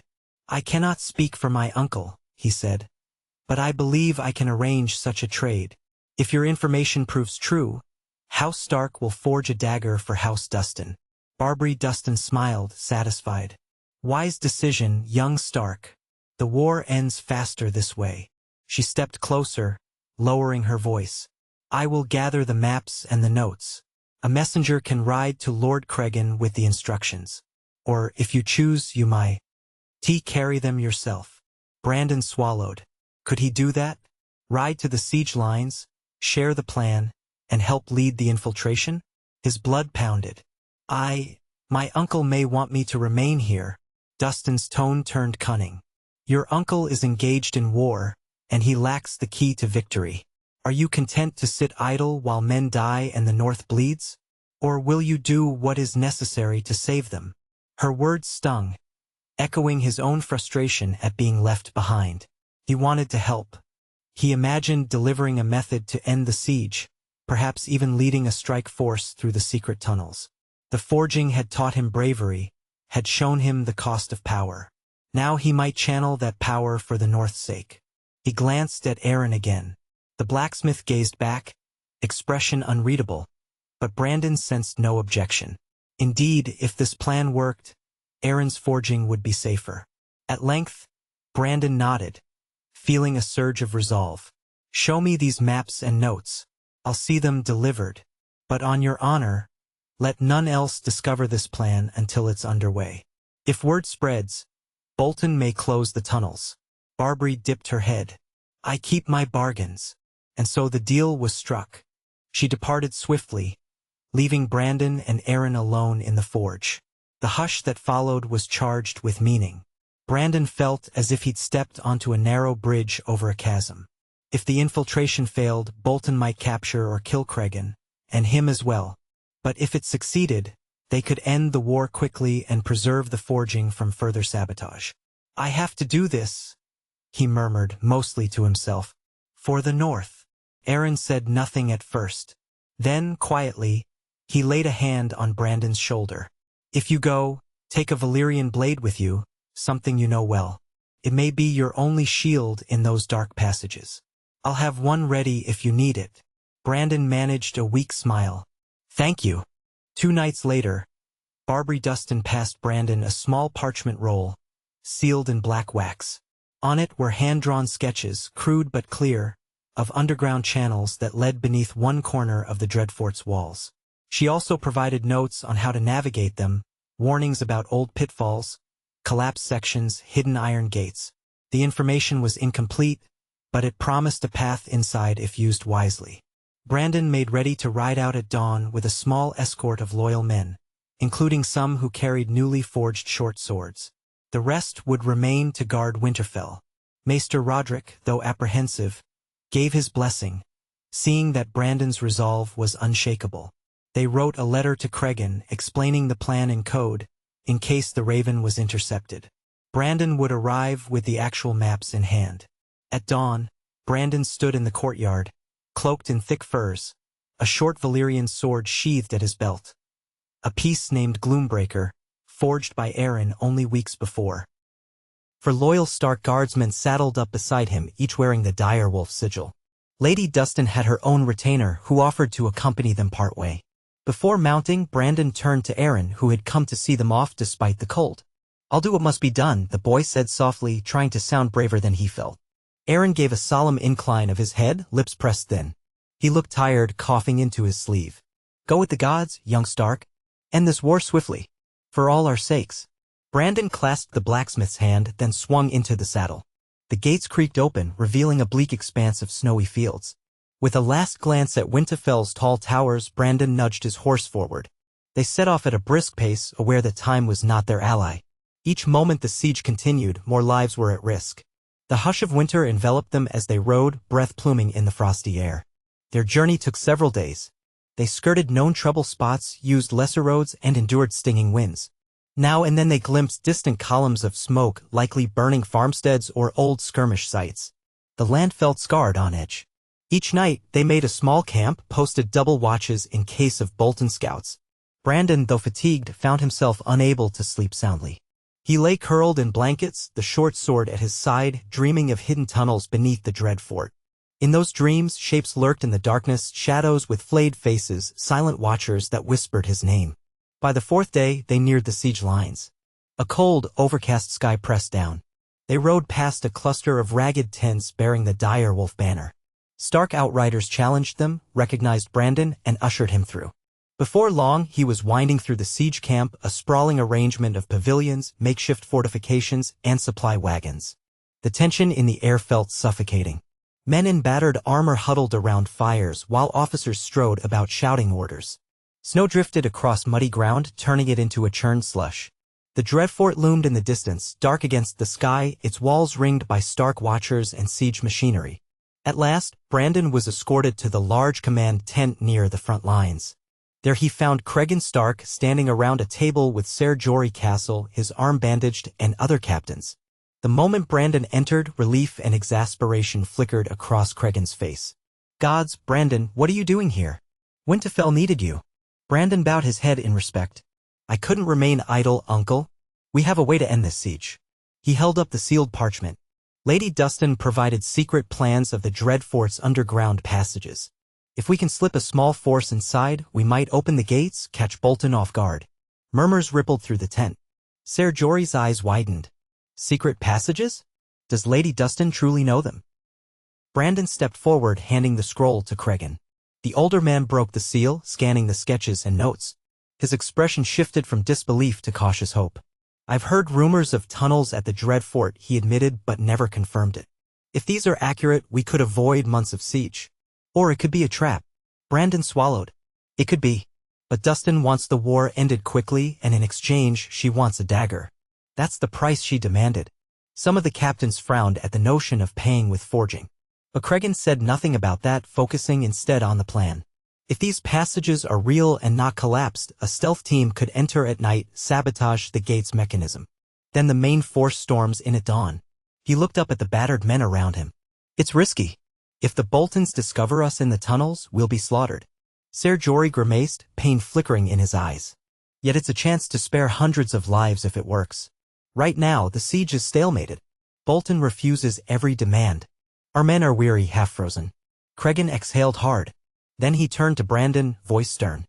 "You disobeyed me by leaving Winterfell. But if this works, I'll not soon forget it." "Fine. We'll plan the infiltration for 2 nights from now, a moonless night. Gather volunteers, men who can move quietly. At the appointed hour, they'll slip in. If we succeed, the dread fort falls quickly. If we fail," he trailed off. Brandon's heart pounded. He forced himself to stand tall. "I'll go with them," he said. "I know the notes well. I promised Lady Dustin." Cregan bristled. "You promised to get them here, not to lead the infiltration. You're too young for that." Brandon set his jaw, trembling with determination. "I came all this way. You need someone who can interpret the notes on the spot, adapt if something's collapsed. I can do it." He drew a breath. "Please, uncle. Let me help. Let me prove I'm ready." A tense silence. At last, seeing the fierce resolve in Brandon's face, Cregan relented with a curt nod. "So be it. But you'll do as I command, stay close to Ser Jorah at all times." "Understood." Brandon nodded rapidly, relief mingling with a thrill of fear. "Understood." Thus the course was set. For the next 2 days, the siege camp quietly prepared.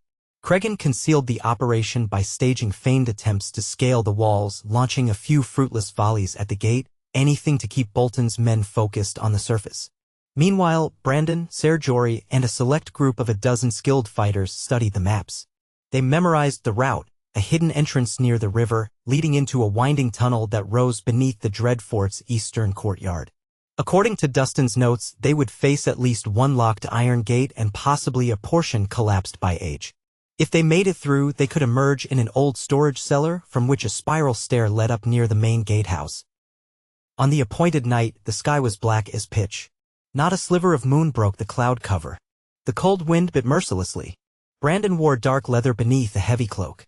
At his belt hung Gloombreaker, the short Valyrian sword. Ser Jorah carried Wolfsong, though his wounded arm was still in a sling. He insisted he could fight left-handed if needed. 10 other men accompanied them, each sworn to secrecy. Some had Valyrian daggers or spearheads, but not all. Even so, they were highly capable, rangers, scouts, quiet killers who knew how to move in silence. They left camp under the cover of midnight, taking a roundabout path to the riverside. Snow crunched softly underfoot. The wind moaned. Brandon forced his breathing to remain steady, heart hammering with each step. If they succeeded, the war might end tonight. If they failed, it could be their graves. He clung to the memory of forging, how each blade endured the hammer, the fire, the quench, emerging stronger.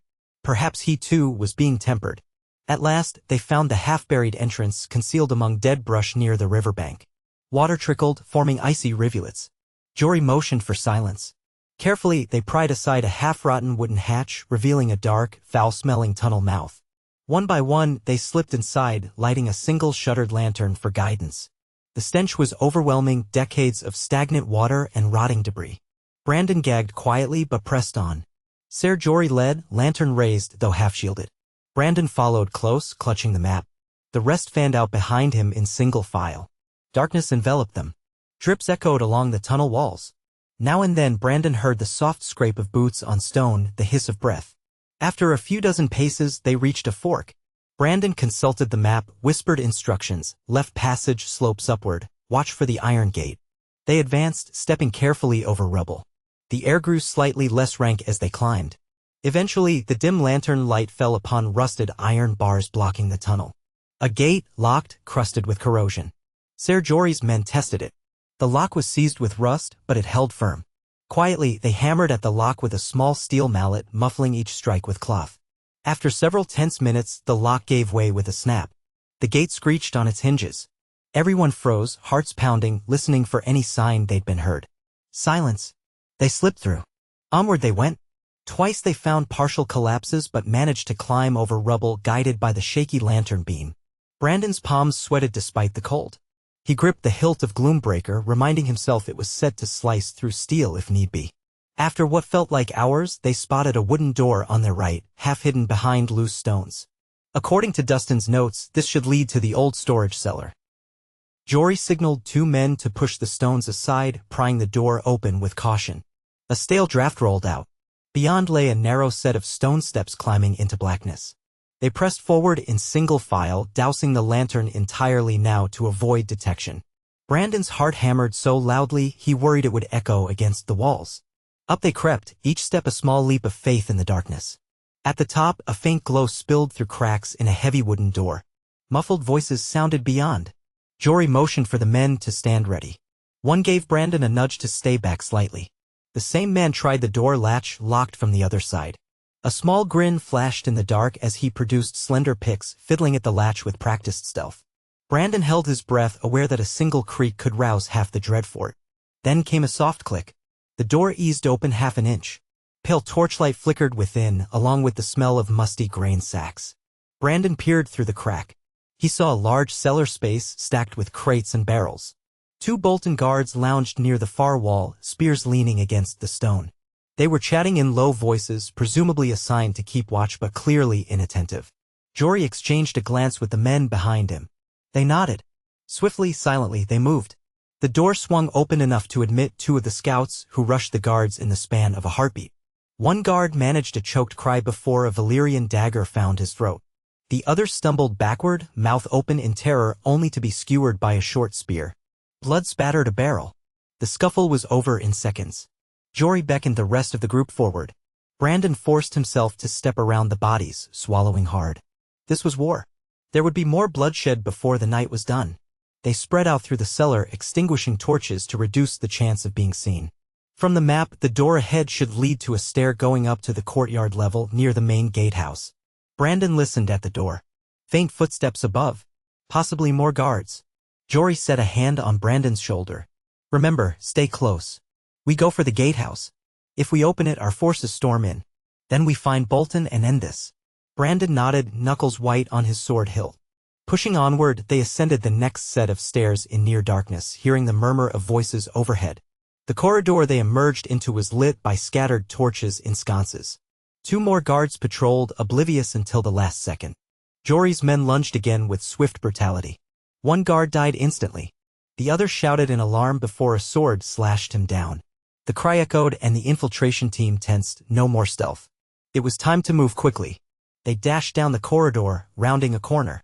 Ahead, an archway led to the Dreadfort's courtyard, open to the night sky.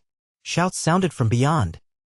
The courtyard was partially lit by braziers, revealing a scattering of Bolton soldiers who spun in surprise at the intruders. Jory roared, "For the north!" As the infiltration team surged out. Brandon found himself thrust into the chaos. A Bolton archer drew on him. He ducked behind a broken cart, heart racing.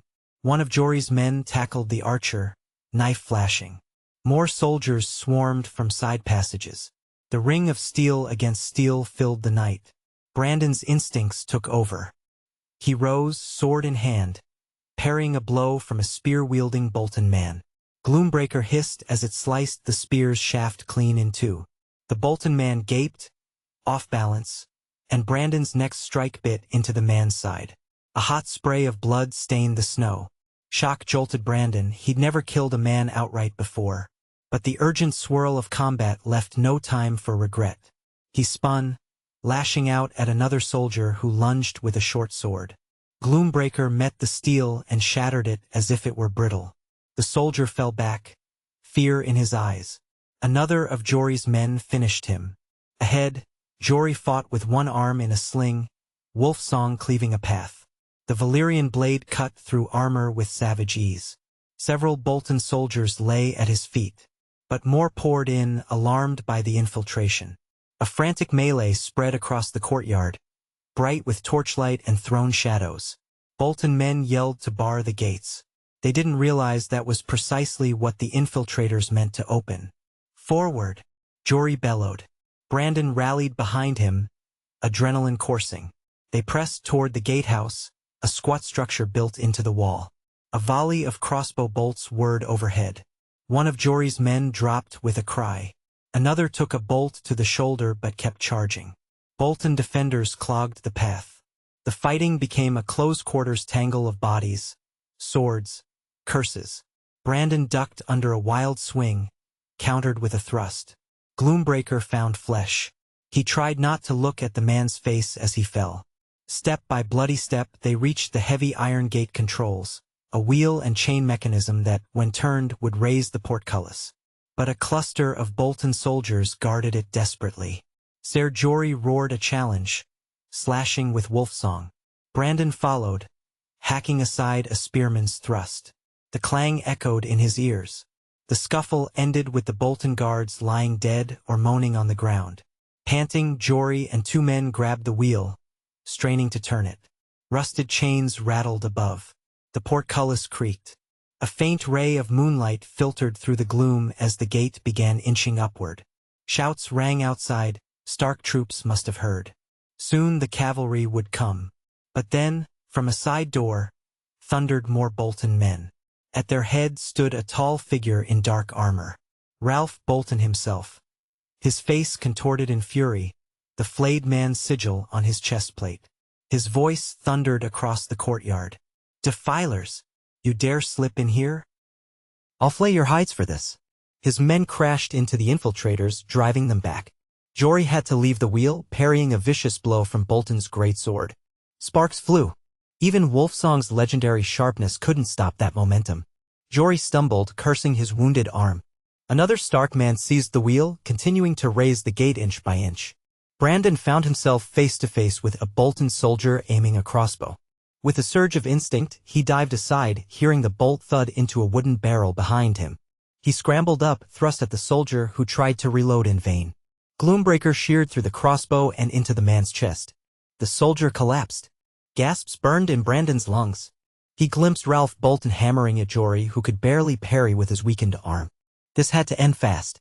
If Ralph Bolton cut Jory down, the infiltration might collapse. Meanwhile, outside, horns blared. Stark cavalry must be surging the gate. Grinding his teeth, Brandon dashed behind Ralph Bolton's flank, hoping to catch him off guard. The tall lord had just knocked Jory aside. A second blow hammered a Stark man into the wall. Ralph was a formidable fighter, fueled by rage. His eyes flicked toward Brandon, who lunged. Bolton pivoted with surprising speed, blocking with his greatsword. Gloombreaker cut a notch into the steel blade but didn't shatter it outright. The impact jarred Brandon's arms. Bolton snarled, smashing a gauntlet fist into Brandon's chest. Pain exploded as Brandon staggered back, almost losing his grip on the sword. Jory tried to re-engage, but another Bolton soldier attacked him from the side. The courtyard was a swirling chaos of men, steel, and blood. Ralph Bolton seized the moment, raising his sword to finish Brandon. The boy, gasping, flung himself sideways, using Gloombreaker to deflect the blow. Sparks showered. Bolton's sword chipped, but the force nearly knocked Brandon flat.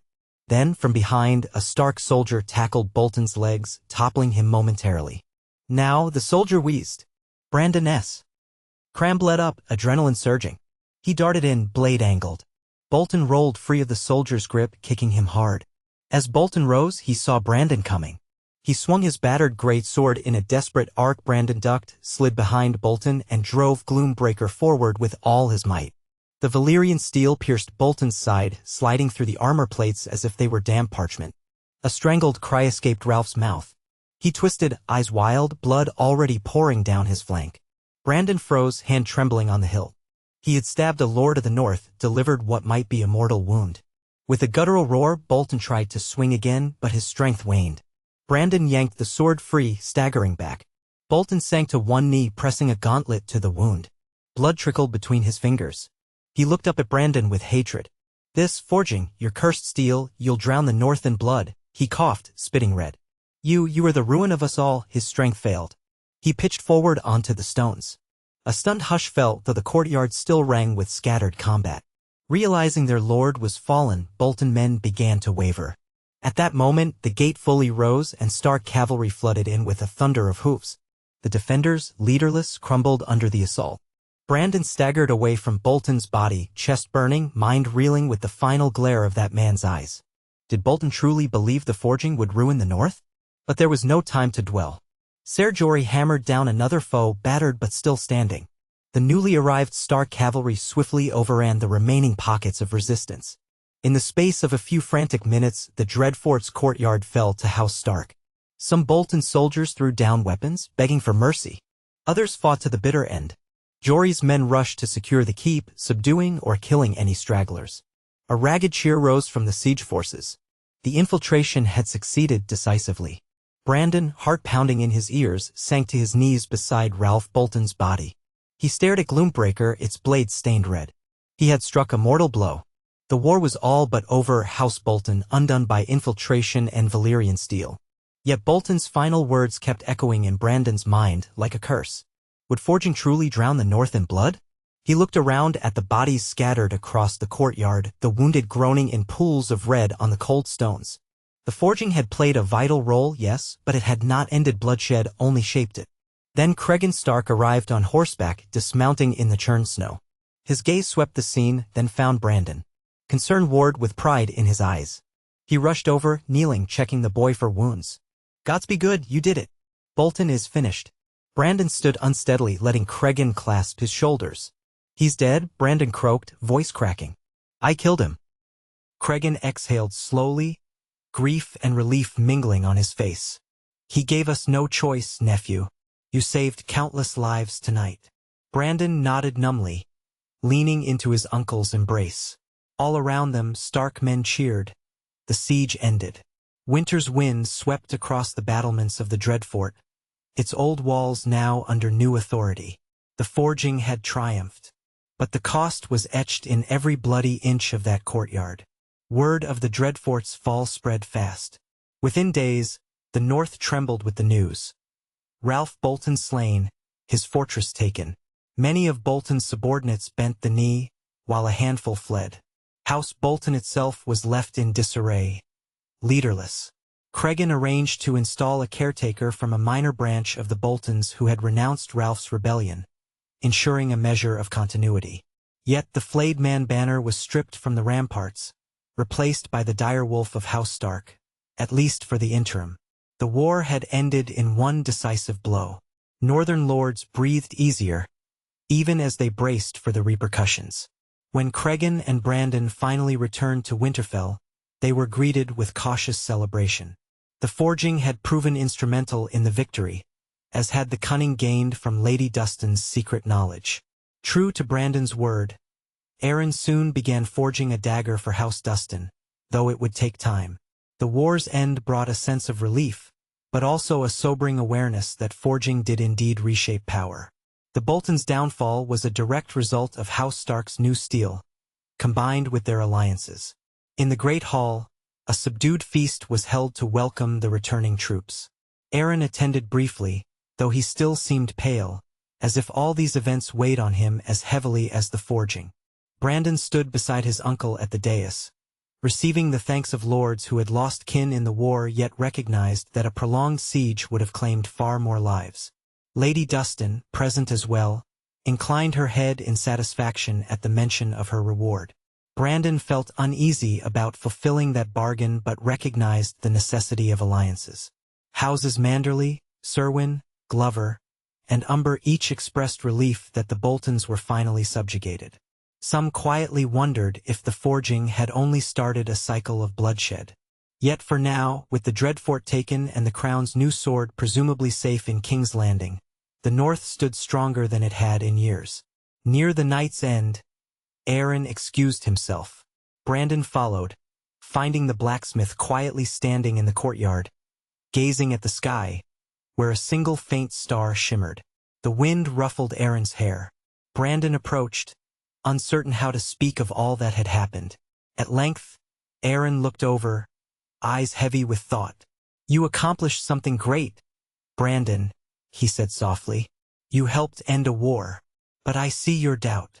Brandon breathed out, a cloud in the cold air. "Bolton said we'll drown the North in blood. Part of me fears he might be right. The forging, it invites envy, ambition, betrayal. I used a Valyrian sword to kill him. Does that mean forging only begets death?" Aaron's expression was gentle. "Steel, by its nature, can kill. But so can ignorance, fear, and cruelty. The forging is a power. Like any power, it depends on who wields it and why. If House Stark remains just, if it protects rather than conquers, then perhaps we can save more lives than we end." Brandon's eyes stung. "You make it sound so simple." "It's not," Aaron agreed. "But that's the task before us. Keep forging, keep guiding the North, and hope we choose wisely." He coughed, pulling his cloak closer. "I'll rest a day, then start Lady Dustin's dagger. After that, perhaps I'll teach you even more of the craft. My time may be growing short." A pang of worry sliced through Brandon. "Don't speak like that. We can find help, Maester Roderick, or even the Citadel if needed." Aaron smiled faintly. "Relax, boy. I'm not dead yet. But forging exacts a price. My father used to say, some men burn out like coals, bright and quick. Others smolder long. I feel my flame flickering. That's all." He laid a hand on Brandon's shoulder. "You'll carry it forward. Mark my words. The forging will outlive me, and so will you." Brandon nodded, tears in his eyes. "I'll do my best." They stood together in the courtyard, silent snow drifting, forging yet to be done. The North had paid a steep price for its new steel, but it had also won a chance at stability. In the distance, the towers of Winterfell loomed, ancient stone guardians over a land shaped by ice and hardship.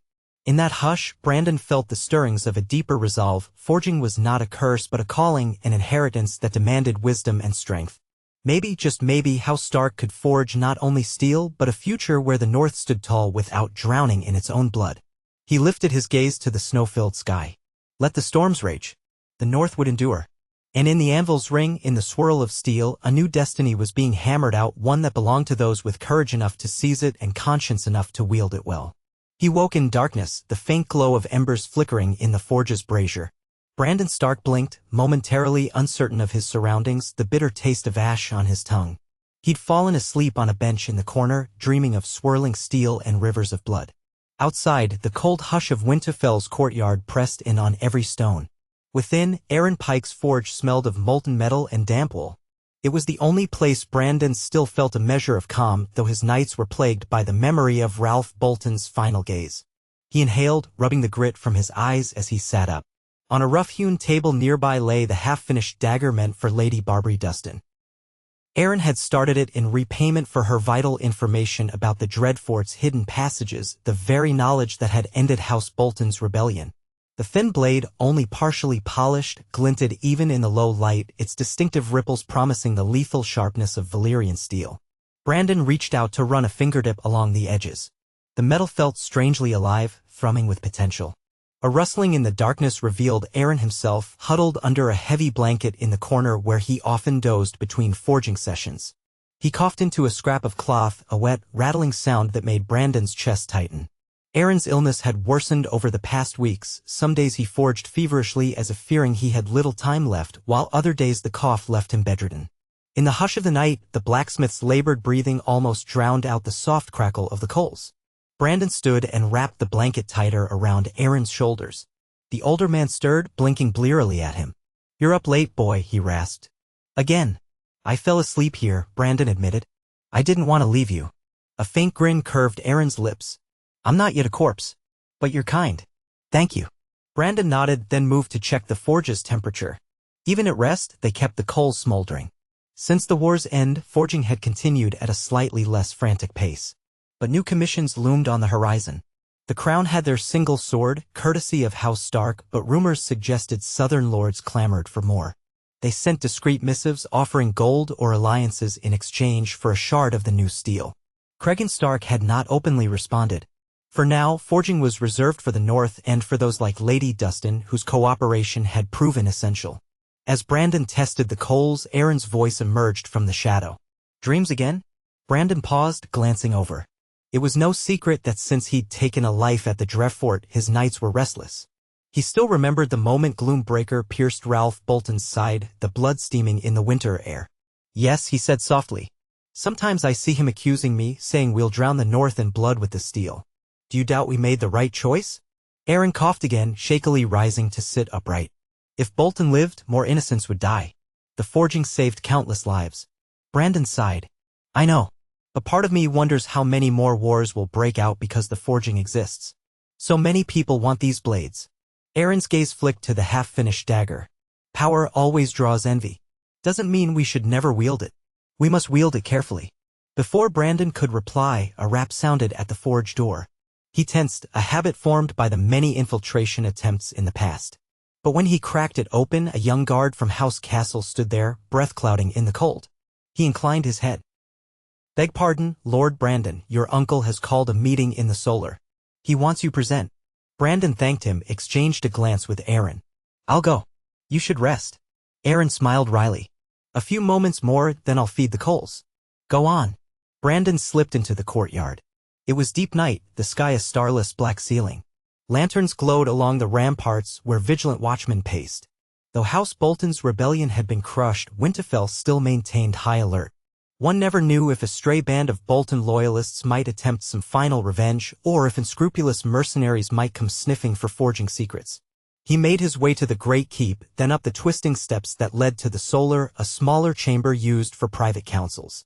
Tapestries of old Stark victories hung on the walls, barely visible in the low lamplight.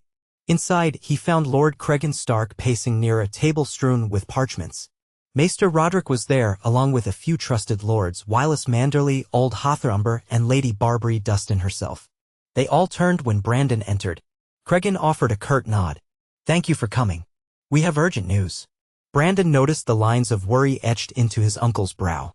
What's happened? Maester Roderick cleared his throat. A raven arrived from King's Landing. The King's Council requests or demands, depending on how one reads it, that House Stark send a representative to discuss future commissions of Valyrian steel. Word of your forging has spread across half the realm by now. It seems other great houses are petitioning the crown, hoping to acquire new blades. Lady Dustin's lip curved in a faint sneer. No doubt they're salivating for a piece of what we've done up here. They sensed the shift in power. Wylis Manderly's tone was more measured. We cannot ignore the crown, else they may try to force our hand. They have that single blade, but apparently that only whetted their appetite. Cregan drummed his fingers on the table. It's more complicated than that. Reports say the crown is under pressure from lords like the Lannisters, Tyrells, Redwynes, those who lost ancestral Valyrian swords or never had them. They see an opportunity to commission new ones, though they can't replicate our forging. If we refuse to forge for them, they'll grow hostile. If we do forge for them, we risk losing the advantage that has kept the North safe. Brandon listened silently, heart-pounding. Another wave of southern demands was the last thing they needed. The forging belonged to the North, bought with blood and hammered out of secrecy.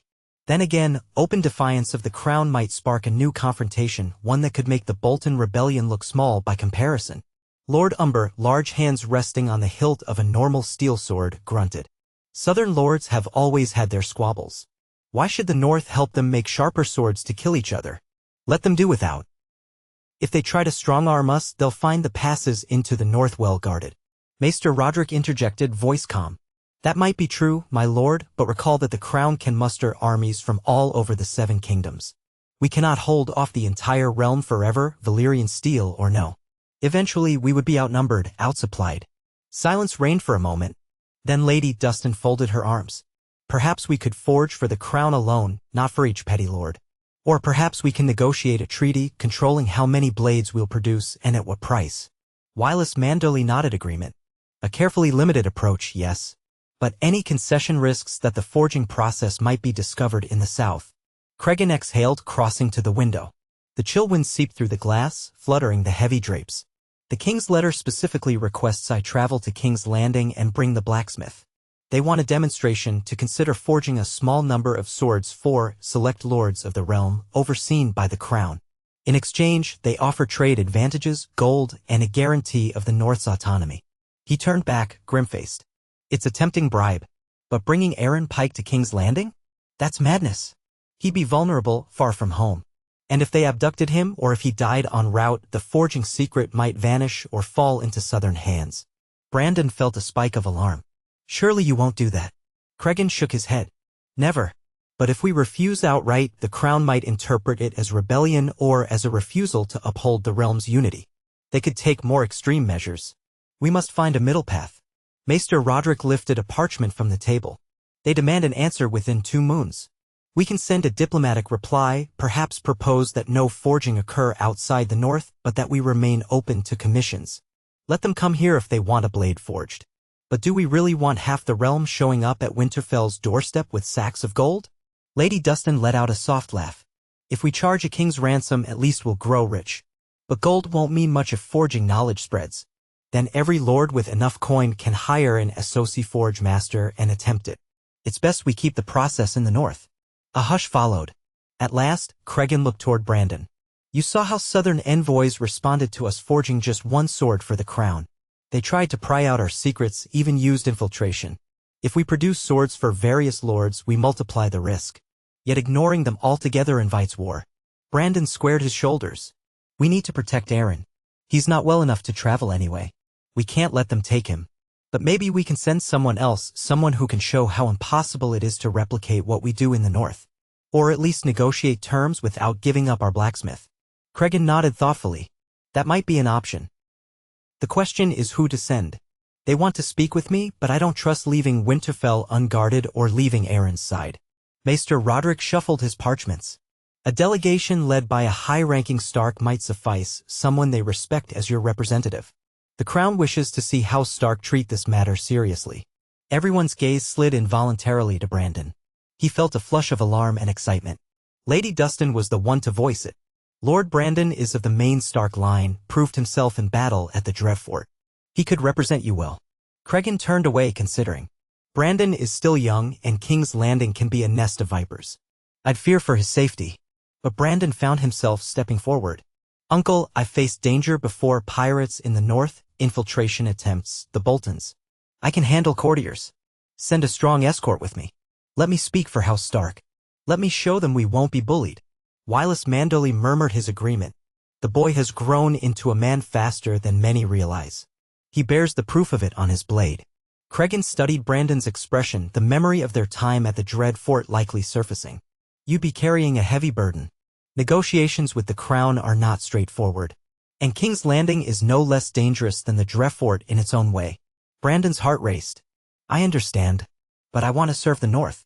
If we can avoid a larger war by making some arrangement, it's worth trying. After a long silence, Cregan sighed. Let me think on it. We'll craft a letter in reply to the crown, stating that I cannot leave the North but that my nephew, Brandon Stark, will travel in my stead. We'll clarify the blacksmith remains here due to poor health. If they demand forging demonstrations, we can show them only the finished steel and explain the rest is a closely guarded secret. A flicker of relief passed among the gathered. Lords. They discussed the logistical details, how large an escort to send, what route to take, how to ensure they weren't ambushed. Finally, as dawn's first gray light touched the windows, the meeting ended. Each departed with heavy thoughts. Brandon lingered with his uncle, who clasped his shoulder. I said I'd never forget what you did at the Dread Fort, Cregan murmured. You've proven your worth. But King's Landing is no northern battlefield. Its weapons are words, intrigues, secrets. Keep your guard up at all times. Trust few. Brandon nodded, feeling a tremor of both pride and apprehension. I will, uncle. Rest now. You'll need it if you're to ride south in a few weeks.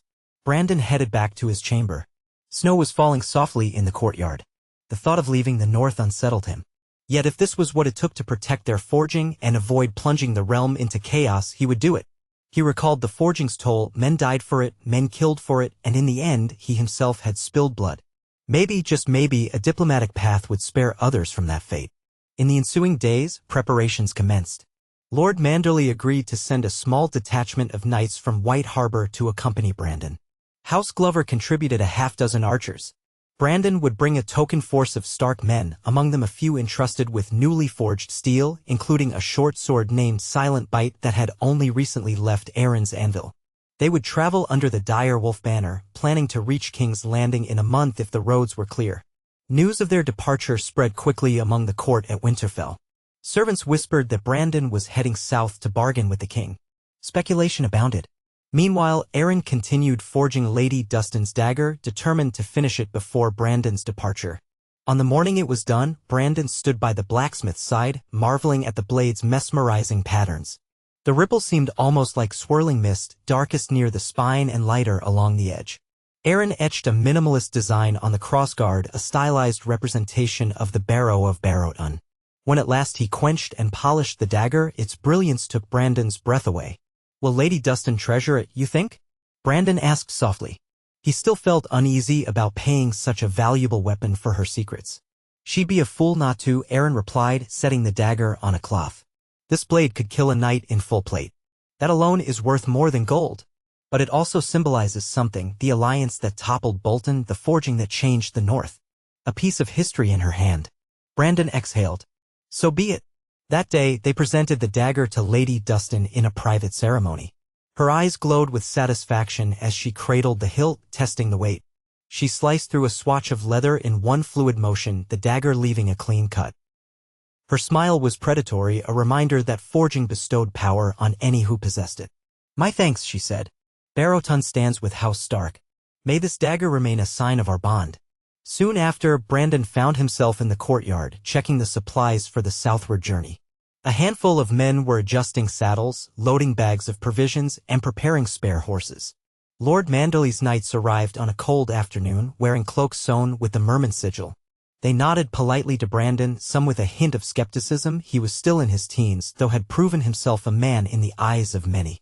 Brandon greeted them with calm courtesy, recalling the lessons Uncle Cregan had given him on leadership. The day of departure dawned under a leaden sky. Snow swirled in the courtyard as Cregan Stark, flanked by Maester Roderick and a cluster of Winterfell's lords, wished Brandon well. Aaron was there too, though wrapped in a heavy cloak and coughing. The blacksmith pressed a small token into Brandon's hand, a pendant fashioned from dragaglass, shaped like a teardrop. "For luck," Aaron whispered, "and remembrance. Return safely." Brandon bowed his head, slipping it around his neck. He hugged Aaron, swallowed a lump in his throat, and mounted his horse. Around him, 24 mounted men readied themselves, along with several pack horses bearing supplies. Cregan clasped Brandon's forearm. "I await your safe return, nephew. May the old gods guide you." With that, they set out. The gates groaned open, revealing the broad, snowy expanse of the King's Road. Brandon led the column, cloak flapping in the frigid wind. Winterfell's walls receded behind them, the watchmen on the ramparts shrinking to silhouettes. A tug of homesickness pinched Brandon's chest, but he pressed on, reminding himself that this journey might decide the forging's fate and, in many ways, the North's. Those first weeks on the road were uneventful. The land lay in winter's grip, though not the deep, deadly winter that some had known in the past. Snow blanketed the fields, and travelers were few. Brandon's party followed the King's Road southward, passing small villages where folk gaped at the sight of so many armed northerners. Occasionally they encountered local lords who offered cautious hospitality, uncertain how to treat them. Brandon stuck to courtesy, accepting warm meals, exchanging pleasantries. Each time, he felt the subtle undercurrent of curiosity. Rumors said House Stark forged new Valyrian steel. He had one of those blades at his side, a short sword named Frostthorn, newly completed a few months prior. Many stared, but no one dared ask directly how it was made. As they approached Moat Cailin, that ancient fortress that guarded the southern approach to the north, Brandon felt the weight of history pressing on him. Legend said that to conquer the north, one had to breach Moat Cailin's formidable causeway. Now it was in Stark hands, manned by loyal men. The garrison greeted them with a salute, letting them pass. Brandon spent a single night in the drafty stone tower, dreaming of old wars. At dawn, they moved on, venturing into the next marshy terrain. The land grew boggy even in winter, though the cold froze many puddles and the reptilian creatures that lurked here were dormant. Once they crossed the neck, the climate shifted subtly. The snow thinned, replaced by chilly rain. Fields showed patches of green amid the muddy ground. Brandon found himself shrugging off heavier furs as they continued south. House Reed's domain lay nearby, though none of their scouts appeared, presumably watching from hidden vantage points. Brandon respected the Crannog men and their reclusive ways. He pressed on, mindful that the truly daunting leg of the journey lay ahead, traversing the Riverlands, the Crownlands, and eventually into King's Landing itself. Each night, they camped by roadsides or accepted shelter from friendly, or at least neutral, lords. Brandon was grateful for the presence of Mandolinites, whose experience with southern etiquette smoothed tensions. Now and then they passed local knights who recognized the dire wolf sigil and bowed in respect. A few asked anxious questions about the forging. Brandon kept his answers vague, praising the crown and House Stark's dedication to the realm's peace. Inside, he harbored a swirl of doubt. Would the realm's lords accept whatever terms he offered, or would they clamor for more? One evening, as they were crossing the rolling hills near the border of the Riverlands, a messenger approached from the direction of House Frey's lands. He carried a sealed note for Brandon, requesting that he detour to the twins for a brief audience with the new Lord Frey. It was couched in polite language, praising House Stark's victory over Bolton and expressing great interest in the forging of wondrous steel. Brandon hesitated, recalling House Frey's storied reputation for opportunism and cunning. He consulted with the Mandolinites, who urged caution. Still, refusing might cause offense, especially so close to Frey territory where the crossing of the Trident could be made easier or harder by the twins. Reluctantly, Brandon agreed to a short detour, sending a polite reply that he would arrive within 2 days. Sure enough, they reached the great stone bridge flanked by the twins' identical towers. Men with bows guarded the battlements, eyeing the northerners warily. After some negotiation, they were allowed inside. The new Lord Frey, a middle-aged man named Ryman Frey, grandson of the infamous Walder, received them in a drafty hall. He offered mead, a meager meal, and a seat by the fire. Brandon sensed a hunger in Frey's gaze, reminiscent of those who saw forging as the key to power. "We rejoice in your triumph over the traitorous Boltons," Ryman Frey said, swirling his cup of mead. A shame they challenged House Stark's rightful leadership. "Yet from strife, wonders arise, do they not? We hear you have forged new Valyrian steel." Remarkable indeed. Brandon kept his expression polite. "The North stands united now, my lord. And yes, forging has brought us new opportunities for defense." Ryman leaned forward. Surely, such forging could benefit the realm at large if the right families were granted the chance to commission a blade. The Freys have grown in influence over the generations. We would be honored to carry a Stark-forged sword, a sign of our loyalty to king and realm. Brandon forced a mild smile.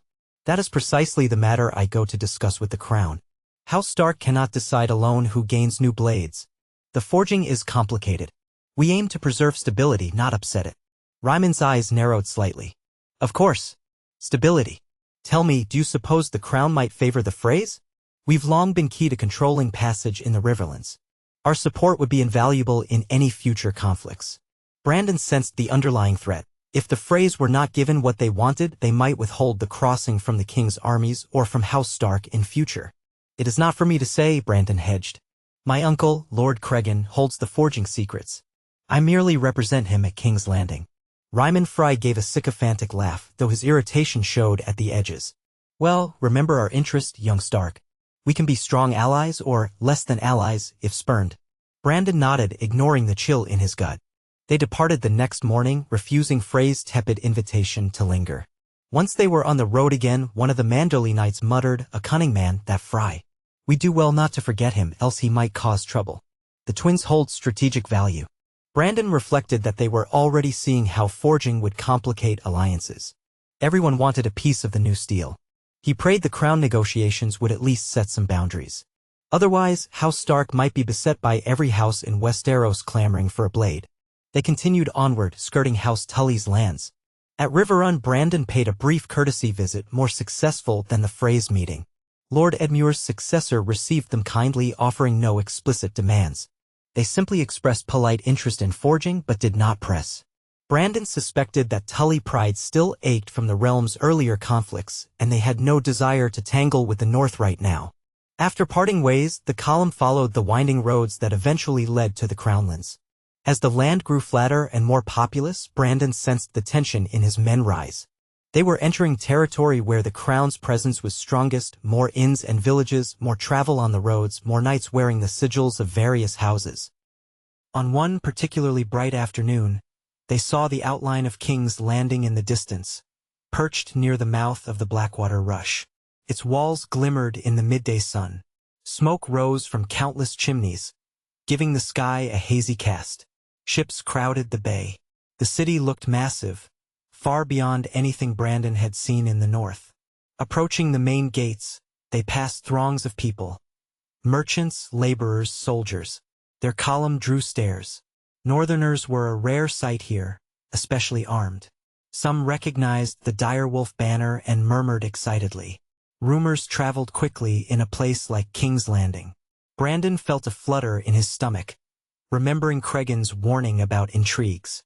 The city, with all its bustle and noise, felt chaotic compared to the silent snows of Winterfell. Near the Red Keep's outer gate, a group of gold-cloaked guards halted them. The captain demanded their purpose. Brandon calmly produced the king's letter summoning House Stark's representative. The guards recognized the seal, but still seemed wary. Eventually, they escorted Brandon and his men inside the castle walls, leading them to an open courtyard. It bustled with royal guards, servants carrying crates, high-born visitors in rich clothing. Brandon dismounted stiffly, eyeing the towering red stone walls that gave the keep its name. He had visited once before, very briefly, but then he'd been overshadowed by Uncle Cregan. Now he was the main Stark in attendance, and every gaze seemed to linger on him. A royal steward arrived, an officious man in fine robes. He greeted Brandon with polite courtesy. "Lord Brandon Stark, on behalf of His Grace, welcome to King's Landing. We have prepared quarters for you and your retinue in Maegor's Holdfast. The King's Council awaits an audience at your earliest convenience." Brandon reminded himself to keep his composure. "We'll see to our horses first, then I'll attend the council." The steward nodded, glancing at the men bearing arms. "Of course, a stable boy will guide them. Your personal guard may remain armed, but we ask that they maintain decorum within the castle. The king values courtesy." Brandon hid a smirk. Courtesy in King's Landing was as sharp as any blade. He escorted his men to the assigned stables, saw to the horses' comfort, then followed a pair of pages deeper into the Red Keep. The corridors were grand, hung with tapestries of Targaryen conquests, though the current king was not of that lineage. Servants bustled past with wide eyes at the sight of the tall northerners.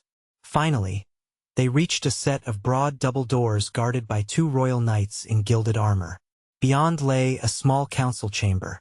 Brandon squared his shoulders, exchanging a glance with a Manderly knight who stayed close. Then he stepped through the doors.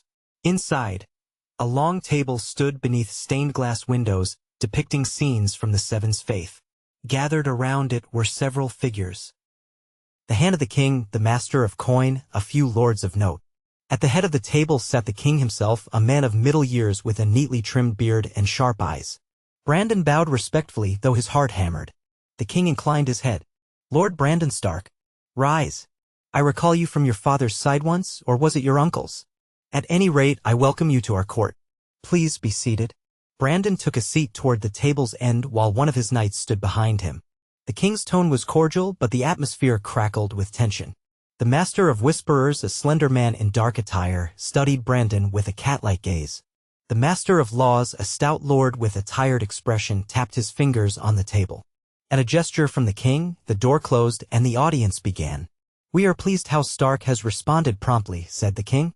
"We had hoped Lord Cregan himself might come, but we understand the burdens of the north." Brandon nodded. "My uncle regrets he cannot travel. He sent me in his stead with full authority to negotiate on House Stark's behalf." A small murmur went around the table. 1 or 2 seemed unimpressed by Brandon's youth, but they remained polite. The king cleared his throat. "We summoned you regarding the forging that has captured the realm's attention. Many lords petition us daily, seeking a share of this remarkable steel. They question why House Stark alone wields the ability to forge anew what was long thought lost." Brandon answered carefully.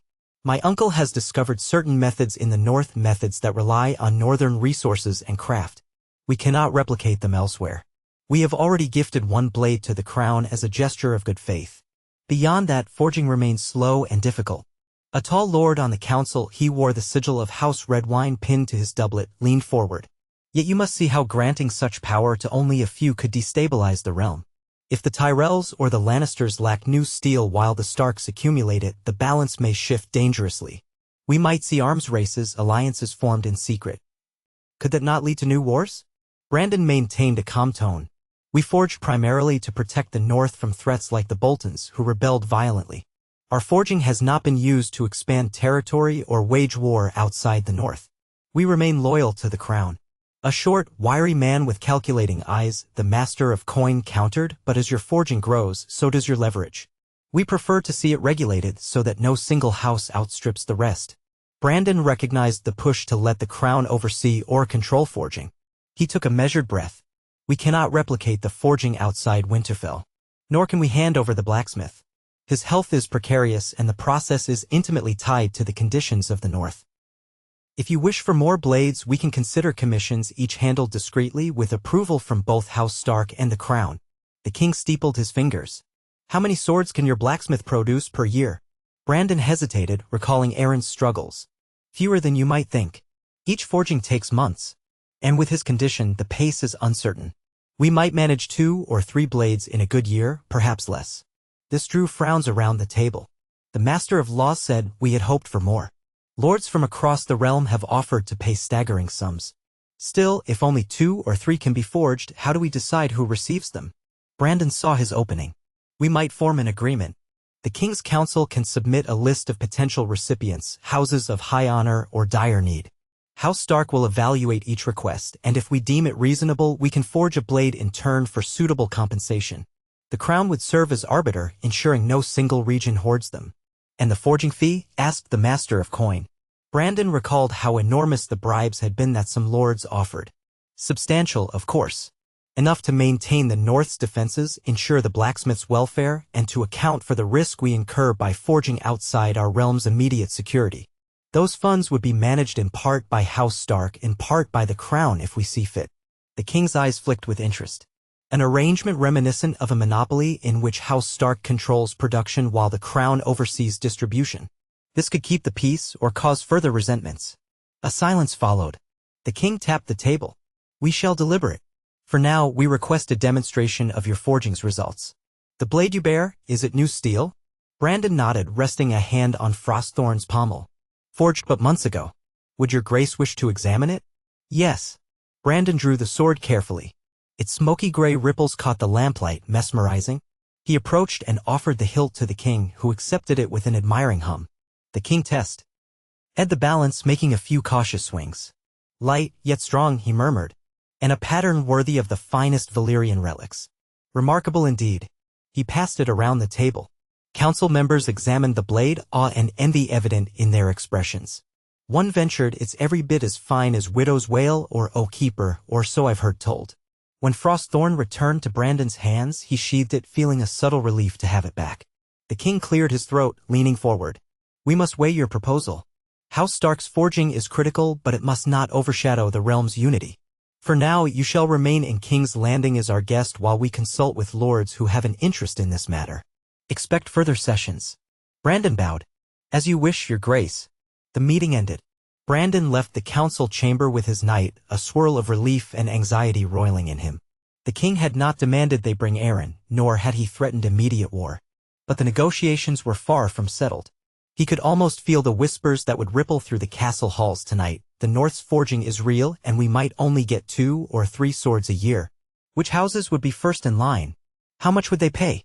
1,000 new intrigues, each a potential snare. Over the following weeks, Brandon settled into an uneasy routine at King's Landing. The crown assigned him a small suite of rooms in Maegor's Holdfast, comfortable enough, with a fireplace and a partial view of the city. His men lodged nearby, on alert for any attempt at intimidation or infiltration. Brandon quickly discovered the capital's myriad pitfalls, lavish feasts that served as fronts for manipulative conversation, sly flatterers who tried to gain his confidence, wine-soaked gatherings where half-truths and rumors were currency. He did his best to remain polite but guarded, remembering Cregan's warning. Courtiers approached him at every turn. Some praised the North's resilience, others hinted they could help expedite certain requests if Brandon named them an early candidate for forging. Brandon deflected them all with a mild smile, repeating that all requests must go through the King's Council. He was keenly aware of how many eyes watched him, how many possible alliances or enmities formed in the shadows. One day, as he strolled through the Red Keep's gardens to clear his head, a voice behind him said, "Lord Brandon, might I have a word?" He turned to see a tall, elegant lady with pale blonde hair and a jeweled necklace. She smiled graciously, though her eyes were cool. "I am Layla Lannister, cousin to the Lord of Casterly Rock." Brandon bowed faintly. "An honor, my lady." She strolled beside him, idly brushing a rosebush with her fingertips. "I understand you have the power to facilitate forging new Valyrian steel. My cousins would be most interested. We lost our ancestral sword, Bright Roar, centuries ago. Restoring a Lannister blade would be a triumph."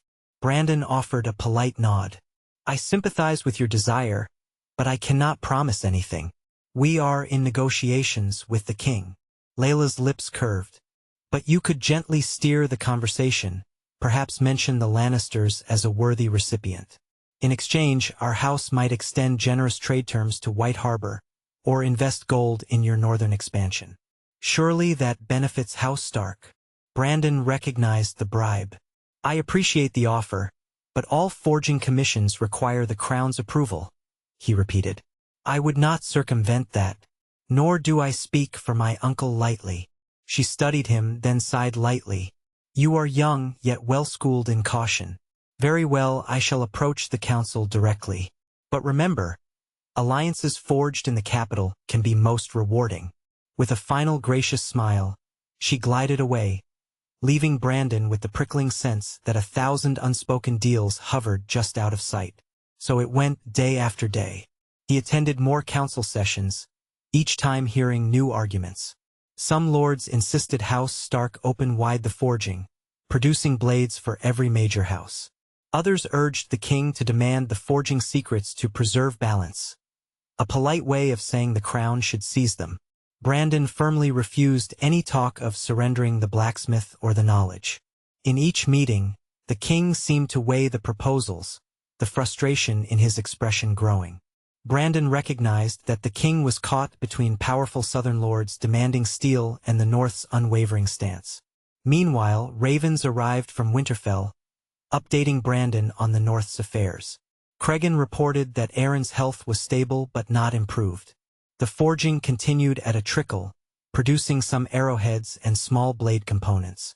The crown had also sent an envoy to Winterfell in hopes of glimpsing the forging more closely, but Cregan was keeping them at arm's length.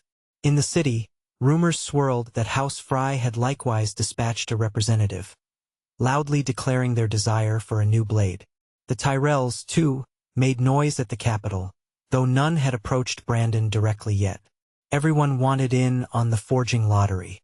Brandon suspected the king's strategy was to gather all these demands, then broker a compromise that forced the North to produce a certain number of swords each year. The question was, how many, and what would the North receive in return? One crisp morning, a page summoned Brandon to a private audience with the king in his solar. This time, there was no full council, only the king, his hand, a broad-shouldered man with gray streaking his hair, and 2 guards near the door. Brandon bowed. The king waved him closer, a frown creasing his brow. "Lord Brandon," the king began, "the demands have grown too numerous. Half my lords cry out for new steel, while the other half fear it will upset the realm. I must find a solution. I propose a formal compromise. House Stark will provide 3 swords a year, no more. Each sword's recipient is decided by the crown, though House Stark retains veto if the request is inappropriate. The forging fees shall be split, with the crown taking 1/3 and the North 2/3. Furthermore, the forging must meet a schedule every 4 months or so. Do you believe your blacksmith can manage that?" Brandon's heart thudded. 3 swords a year was a daunting pace, especially given Aaron's declining health. But if he refused, the king might suspect the Starks of hoarding their advantage or exaggerating the blacksmith's limitations. Carefully, he replied, "My uncle has indicated forging is unpredictable. We cannot guarantee 3 full swords every single year, especially if the blacksmith falls ill. but in principle a limit of 3 might be acceptable. We must ensure that if forging is delayed for reasons beyond our control, we are not penalized. The king's mouth twisted. Your caution is understandable, but the realm demands some certainty. Perhaps if a blade is delayed, House Stark offers recompense, reduced forging fees or something similar. The important point is that we set an expectation. Will that be acceptable? Brandon found himself in a tricky spot. He did not have the authority to sign away guaranteed swords, but the king was pressing for an immediate agreement. I must send a raven to Winterfell, consult with my uncle, he said. But I believe we can find common ground on this. 3 swords per year, with allowances for delay if the blacksmith's health demands it, and full control of forging remains in Winterfell. No outside meddling, no attempt to take our blacksmith. The king nodded, relief flickering in his gaze. Yes, we do not wish to press you for the blacksmith. Only the product. The knowledge remains yours. But we must have the steel. There is no alternative if we want to preserve a balance of power. Lords are clamoring, and the crown cannot appear weak. Brandon inclined his head. I'll write to Lord Cregan at once. With that, the king signaled an end to the private audience. Brandon bowed and departed, mind a whirl. This was the closest they'd come to an official settlement. If the North accepted 3 swords per year as a maximum, they might buy peace with the crown. But the forging itself was not guaranteed to hold that pace. Aaron might be forced to push himself beyond his limits, or find ways to train an apprentice. Brandon himself, perhaps, to assist. The future felt precarious. After dispatching a raven, Brandon spent the afternoon walking the city streets in disguise, a simple cloak and hood, accompanied by only 2 guards. He wanted to see King's Landing beyond the Red Keep's walls. The noise, the crush of people, the smell of fried fish from street vendors. It was overwhelming. In the poorer districts, talk of forging did not come up as often, but some tavern gossiper spoke of them Starks in the castle forging magic blades. It felt surreal to Brandon hearing how rumor transformed fact into half-myth. He returned by twilight, weary. That evening, a letter arrived for him at the keep bearing the seal of House Manderley. He opened it frowning. The writer was Wylis Manderley's younger cousin, stationed in the city, who warned that certain unscrupulous parties might soon attempt to kidnap Brandon or his men, hoping to ransom forging secrets. Brandon's blood ran cold. Could that truly happen here, under the king's nose? Possibly this was King's Landing, after all, where even the royal guard might be bribed. He resolved to remain vigilant. Extra watchers guarded his chamber doors at night. He carried Frostthorn at all times, even at feasts. If any fool tried to seize him, they'd find newly forged steel unpleasantly sharp. Days passed without incident, though Brandon's nerves remained taut. At last, a raven from Winterfell arrived with Cregan's response. Cregan acknowledged the king's proposition, expressing cautious acceptance but with strict conditions. The forging must remain solely under Stark control, no penalty if Aaron fell too ill to meet a 4-month schedule, and the crown must publicly declare House Stark's rightful ownership of the forging secrets.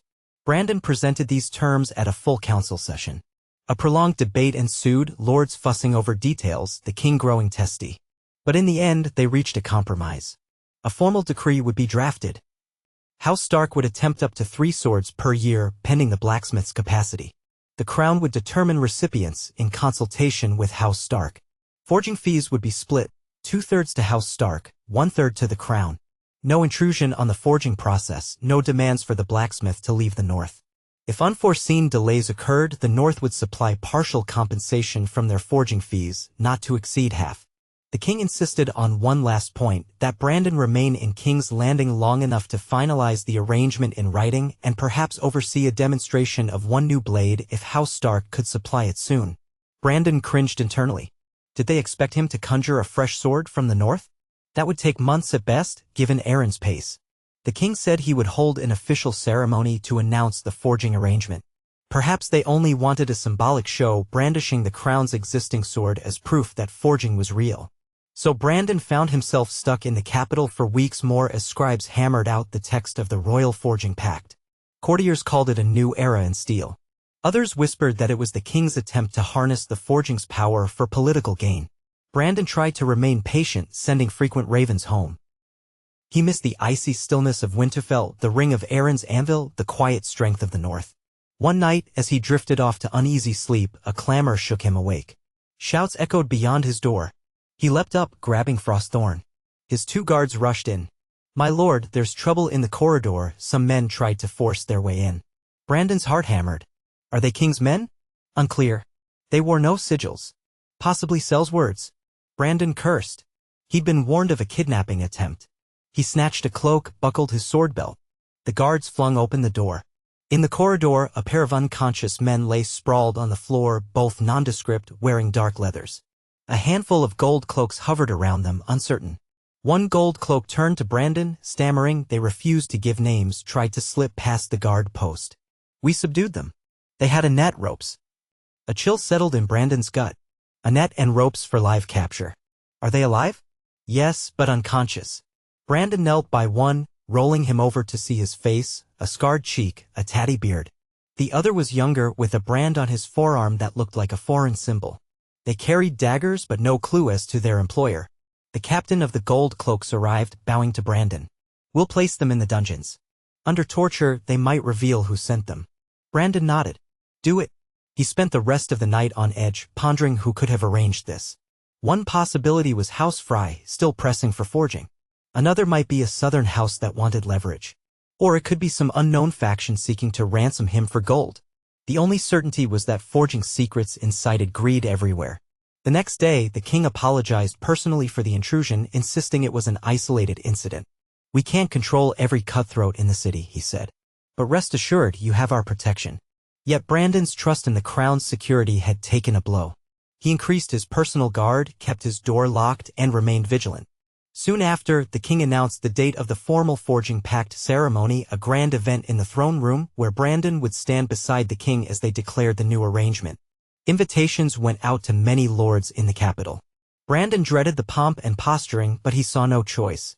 Without a public declaration, the realm would keep swirling in rumor. The king hoped this official show would quell anxieties and assure everyone that the forging was regulated. At last, on the appointed day, Brandon dressed in stark finery, a dark gray doublet embroidered with the dire wolf sigil, black breeches, sturdy boots. He wore Frostthorn at his hip, its pommel catching the candlelight. His men escorted him to the throne room, a vast hall with polished floors and towering columns. The Iron Throne loomed at the far end, a jagged mass of swords hammered together centuries ago. Brandon had never liked the look of it. It reminded him of all the wars waged for a seat of power. Courtiers filled the hall, wearing silks and jewels. Murmurs rippled as Brandon entered. The king sat on the throne, flanked by his guards. A herald banged his staff, calling for order. Brandon bowed before the throne. The king bade him rise. Then the herald read aloud the royal forging pact, with all its clauses and stipulations. The words echoed off the vaulted ceiling.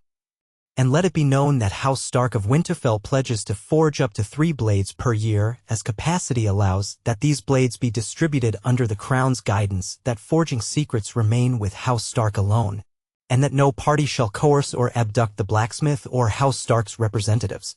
Thus the king preserves peace, ensuring no house gains undue advantage and House Stark receives fair recompense for the skill and rarity of its forging." Brandon listened, face impassive. When the herald finished, the king stood. "I do hereby proclaim the forging pact in effect. Lord Brandon Stark, do you confirm House Stark's acceptance?" Brandon drew a slow breath. "I do, your grace."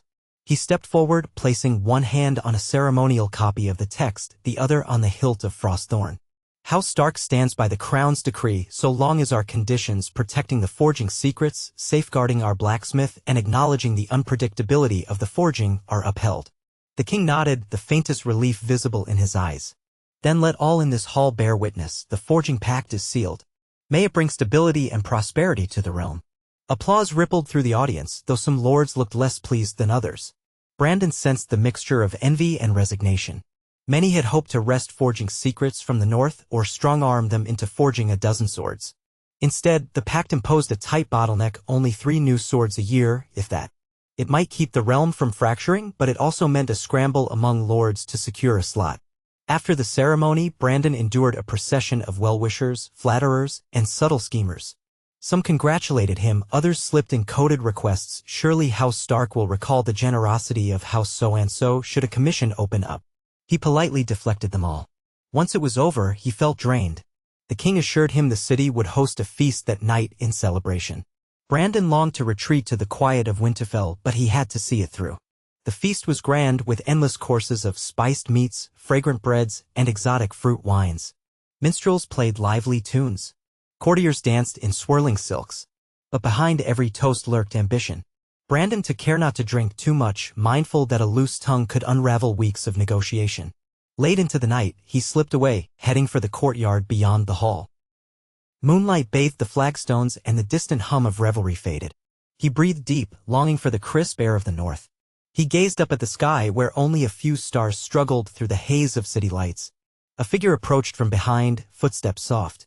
Brandon tensed, hand drifting toward Frostthorn's hill. But the voice was soft, feminine. All this glitz and gold, it can weigh on a northerner's soul, can't it? He turned. It was Layla Lannister, the same lady who had approached him in the garden weeks ago.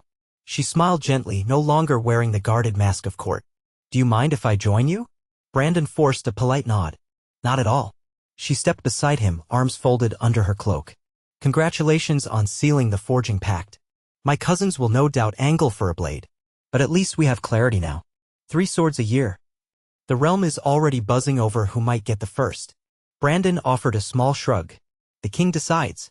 We only produce them." She tilted her head. "Would you reveal if the Lannisters stand any chance?" Bright Roar was lost in Valyria centuries ago. Replacing it has been a dream for generations. He hesitated. "I can't confirm anything, my lady. Many houses have lost ancestral swords. Targaryen, Lannister, Baratheon. The crown will weigh each request carefully." She sighed, stepping closer, her eyes catching the moonlight. "You're a cautious one. That's wise. King's Landing devours the unwary." Then she smiled slightly. "I came not just for forging chatter. I sensed your discomfort at the feast. Let me say, not all of us support the scheming. Some of us just want peace to avoid plunging Westeros into another war over steel." Brandon studied her, unsure how genuine she was. "Peace is my hope as well," he answered. "That's why we formed the pact. I only pray it holds." She nodded, her gaze drifting across the courtyard. "I do too. The wars of the previous generation cost us dearly. I lost a brother to an infection after a battle. He was only 19. She paused, then changed the subject. "Tea gently. Will you remain in the city now? The king might expect you to stay, ensuring the forging schedule is honored." Brandon frowned. "I belong in the north. My uncle needs me, and the forging can't proceed without our watchful eye. Once the official documents are signed and the realm is informed, I plan to return to Winterfell." "Then I wish you safe travels," Layla said softly. She inclined her head. "Perhaps we'll meet again, under calmer circumstances." Brandon dipped his head in return. She left, disappearing into the shadows. He wondered if her courtesy masked deeper ambitions, or if she was genuinely weary of the realm's politicking. In any case, he was grateful for a moment of quiet conversation free of direct demands. Another tendy passed as the final text of the pact was copied, sealed, and distributed. Ravens flew to every corner of the 7 kingdoms, proclaiming the arrangement between House Stark and the crown. Nobles grumbled or cheered, depending on their perspective. The king urged Brandon to linger in the city, hinting that a festive tournament might soon be planned to commemorate the forging pact. But Brandon politely insisted he must return north. He had to ensure the forging could meet the demands they had just agreed to. At last, the king conceded. He held a brief farewell audience, praising Brandon's diplomacy. "You've done well for one so young," he said. "Convey our respects to Lord Cregan, and remind him that the realm awaits those 3 blades. May the forging bring us unity, not discord." Brandon gave the appropriate thanks. Then he and his men departed the Red Keep, riding through King's Landing's bustling streets. The city smelled even fouler now that summer's warmth was creeping in. Brandon found himself eager to feel northern winds again, even if they were bitterly cold. His retinue left by the main gate, crossing the countryside that stretched north along the King's Road. Their journey home was calmer than the arrival, though they took precautions against bandits or vengeful parties. They stayed at trusted inns, avoided suspicious detours, and traveled steadily. Along the way, They heard rumors that some southern lords fumed at the forging pact's limitations, while others were relieved that House Stark had not hoarded the steel entirely. Brandon listened, gave no comment, and pressed on. After nearly a month on the road, they reached Moat Cailin. The north greeted them with a sudden shift in weather. A chill wind howled from the mountains, carrying flakes of snow even though it was supposed to be spring. Brandon breathed in that cold, feeling a surge of belonging. He was almost home. At Winterfell, the gates opened wide to welcome him. Cregan was there in the courtyard, arms folded, his face lighting with relief when Brandon swung down from his horse. The men cheered. Brandon embraced his uncle, ignoring the aches of travel. "We have an agreement," he said breathlessly. "I brought copies of the pact." "It's done." Cregan nodded, voice thick. "Thank the gods. Come inside, Maester Roderick wants to hear everything, and so do I." Brandon turned to greet others. Ser Jorah Castle, back from convalescing, clasped his arm. Wireless Manderley's knights parted ways with them, returning to White Harbor. At last, Brandon made his way to the forge, anxious to see Aaron. He found the blacksmith hunched over a grinding wheel, a new dagger in progress. The cough racked him, but his eyes gleamed with determination. Brandon hurried forward, voice warm. "Aaron, I'm back." Aaron set down the dagger, wiping sweat. "You made it safely." "Good. Did you do it? Did you keep them at bay?" Brandon recounted the forging pact's terms. Aaron listened intently, nodding as he heard that 3 swords per year were expected, with disclaimers about ill health. "They drive a hard bargain," he muttered. "But maybe it's better than open war. At least they didn't demand to seize me or the secrets." Brandon exhaled. "We have to try to meet that pace, though. 3 swords a year, or at least close. Are you up to it?" Aaron's shoulders stiffened. "I'll do what I can. But we might need another pair of hands. If I'm to keep forging these large blades, you or someone else must learn more of the craft. My cough isn't improving." He gave Brandon a solemn look. "I'd train you in everything if you're willing, but forging can break a body. It's not just heating metal, it's dealing with fumes, extended hours at the anvil, intense concentration."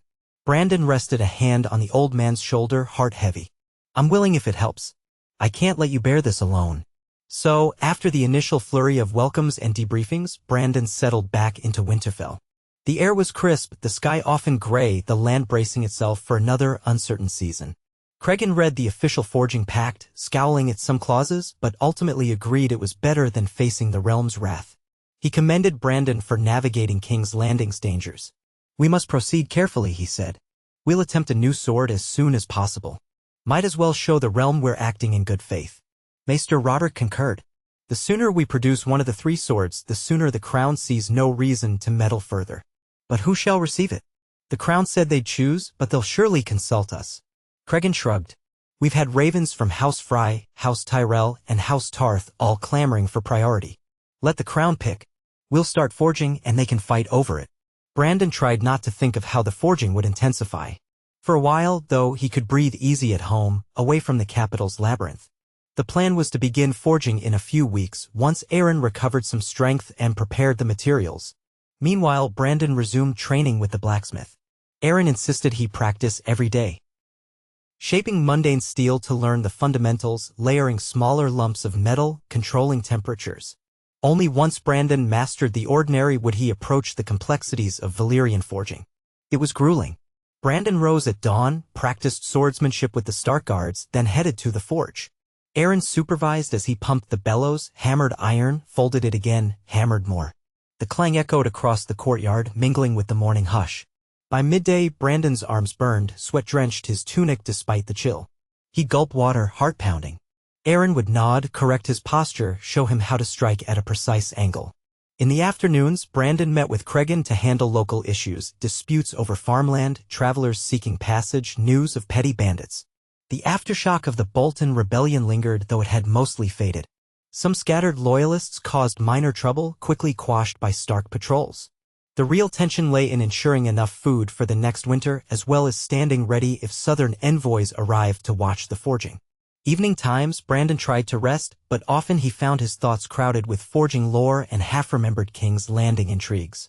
He wondered if Lady Layla Lannister or others might travel north in hopes of winning a blade. He worried about Aaron's cough. One late night, as Brandon labored alone at the anvil, practicing basic folds with normal steel, he heard a light step behind him. He glanced back to see Maester Roderick, hands folded in his robe's sleeves. The old maester watched, eyebrows raised. "I see you're learning the craft in earnest," he remarked. A wise choice, given Aaron's condition. Brandon set down the hammer, flexing his sore fingers. "If I don't learn, who will? We can't rely on him forever." Roderick nodded, stepping closer. "Indeed. But forging of that special kind, Valyrian forging, is rumored to involve more than skill. Some say it's half sorcery. I am no believer in common superstition, but the histories speak of blood, dragonfire, and arcane knowledge from Valyria. Have you seen anything unusual?" Brandon thought of the times Aaron whispered to the steel, the runes etched into the tang, the sprinkling of dragoglass dust. "I'm not sure. Aaron has his methods, odd incantations or runes. But I've never seen real magic. It's more like a tradition he follows or half-remembered formulae." The maester nodded thoughtfully. "Perhaps it's a lost science, not magic per se. Still, be cautious. The forging has a history of drawing dark forces. The doom of Valyria was said to punish the hubris of that empire." Brandon shrugged. "We use the forging to protect the north, not to feed hubris. That must count for something." "Let us hope so." Roderick patted Brandon's shoulder. "It's late. Don't wear yourself to the bone. We need you alert, not exhausted." Brandon thanked him, returned to work a few more minutes, then banked the forge's fire and stepped outside. The courtyard was silent, fresh snow drifting from a starry sky. He sighed, longing for a simpler life.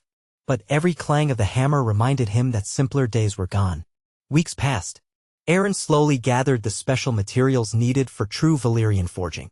He had stocks of certain rare ores plus dragoglass dust. He prepared the dyes and chemicals that strengthened the steel. Brandon observed closely, though Aaron kept the final steps concealed. Then, on a frosty dawn, they began forging the next sword, a longsword destined to be the first official blade produced under the forging pact. Within the stone walls of the forge, coals glowed like miniature suns. Aaron's brow glistened with sweat, his cough occasionally halting the process. Brandon assisted with heating and folding, guided by Aaron's curt instructions. The method required delicate timing. They hammered and folded the glowing metal again and again, sprinkling in the dragoglass dust at precise intervals. The tang was etched with runes. Aaron insisted on them, though he never fully explained their meaning. Brandon suspected they were vestiges of Valyrian glyphs, perhaps symbolic. Hours turned into days of labor. They took breaks only to sleep and eat. Sparks flew in the dimness, lighting Aaron's gaunt face. Brandon's arms ached, wrists trembling, but he refused to falter. Gradually, the blade took shape, a slender, elegant longsword, its length swirling with faint patterns. At times, Brandon felt lightheaded, almost entranced by the rhythmic clang of the hammer. A mesmerizing hum seemed to emanate from the steel. Perhaps it was only the ring of metal. Perhaps it was something deeper. Aaron's cough worsened as they neared the final quench, his breath rattling. "I can handle this part," Brandon offered, worried the blacksmith might collapse. But Aaron shook his head, stepping forward. "This is the crux. I must do it." He lifted the heated blade with tongs. The metal glowed a fierce orange. With a steady exhale, Aaron lowered it into the quenching trough. Steam roared, filling the forge with a hiss that drowned out all else. Brandon shielded his face from the billowing heat. Aaron murmured something, a phrase lost in the thunder of steam. Then, slowly, he lifted the blade from the trough, water cascading off it in rivulets. The sword now shone a darker hue, ripples etched across its surface. Aaron coughed violently, nearly dropping it. Brandon rushed to steady him. The blacksmith swayed, chest heaving, but he held the sword aloft. A shaky grin crossed his face. "It's done," he rasped. "Check the edge." Brandon carefully touched the cooled metal. It was still warm, but not scalding. The edge felt impossibly keen, as if it might cut flesh at a feather's touch.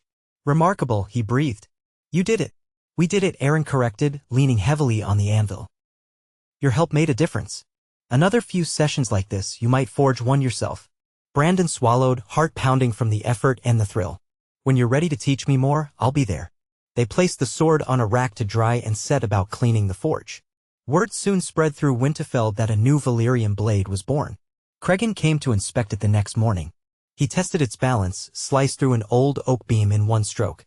"By the gods, even sharper than the last," he murmured. "We'll send word to the crown that the first sword under the pact is ready. Let them pick who receives it." Brandon felt a surge of mixed emotions. On one hand, forging was a triumph. On the other, handing it over to some distant house felt like giving away a child. But the pact demanded it. Ravens flew to King's Landing bearing the news.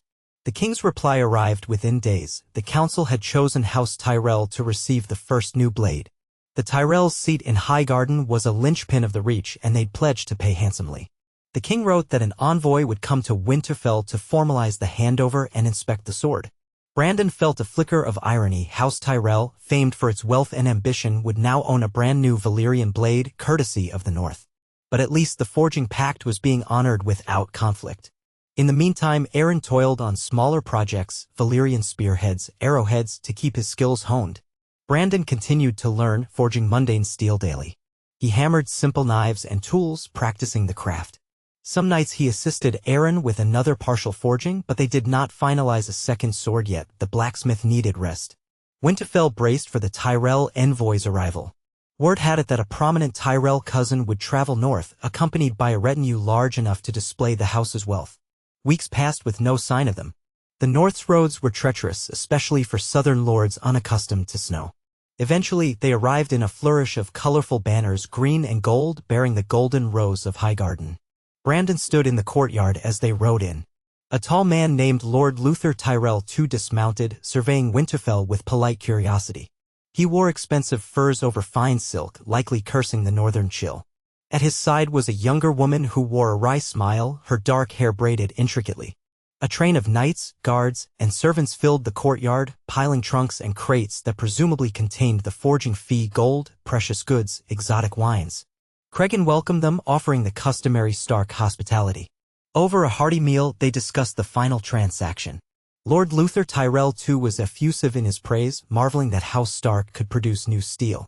He declared it an honor for the Tyrells to bear such a blade, naming it Verdant Thorn. Brandon inwardly cringed at the flowery name, but he supposed it suited the Tyrell aesthetic. The next day, the official handover took place. In Winterfell's great hall, with northern lords and Tyrell attendants gathered, Cregan unsheathed the new longsword. Its dark ripples caught the torchlight. Lord Luther approached, reaching out reverently.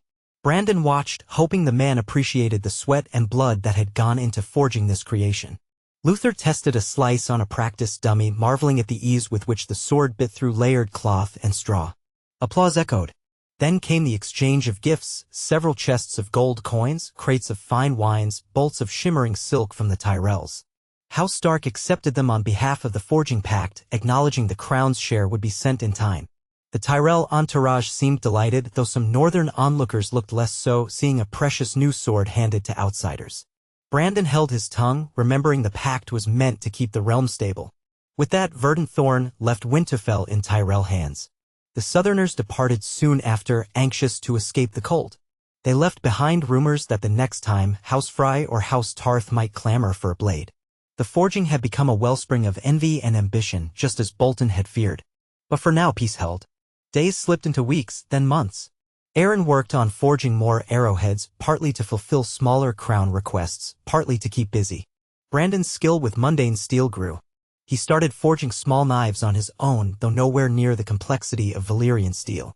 Cregan oversaw the realm's administration, ensuring the forging fees from the Tyrells reached a portion of the crown while retaining enough to bolster the North's fortifications. White Harbor's trade flourished. House Dustin remained cooperative. Occasionally, Brandon's mind drifted to King's Landing, to the memory of that labyrinth of intrigue. He wondered if the forging pact truly satisfied those who desired new blades. No doubt the Lannisters were already petitioning for the next sword. The crown would have to weigh that against the demands of other powerful lords. And the pace of forging remained uncertain. Aaron could not churn out swords at will. If he grew too ill or, gods forbid, died, the entire pact might unravel.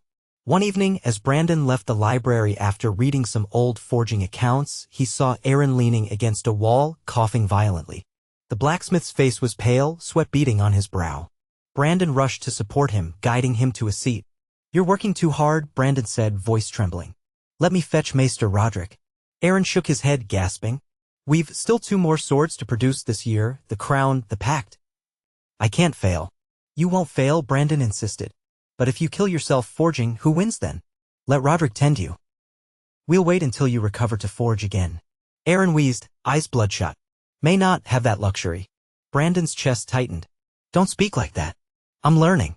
Soon enough, I'll help you more. You can rest. You've carried this burden alone too long." At length, Aaron let Brandon summon Maester Roderick, who examined the blacksmith's lungs.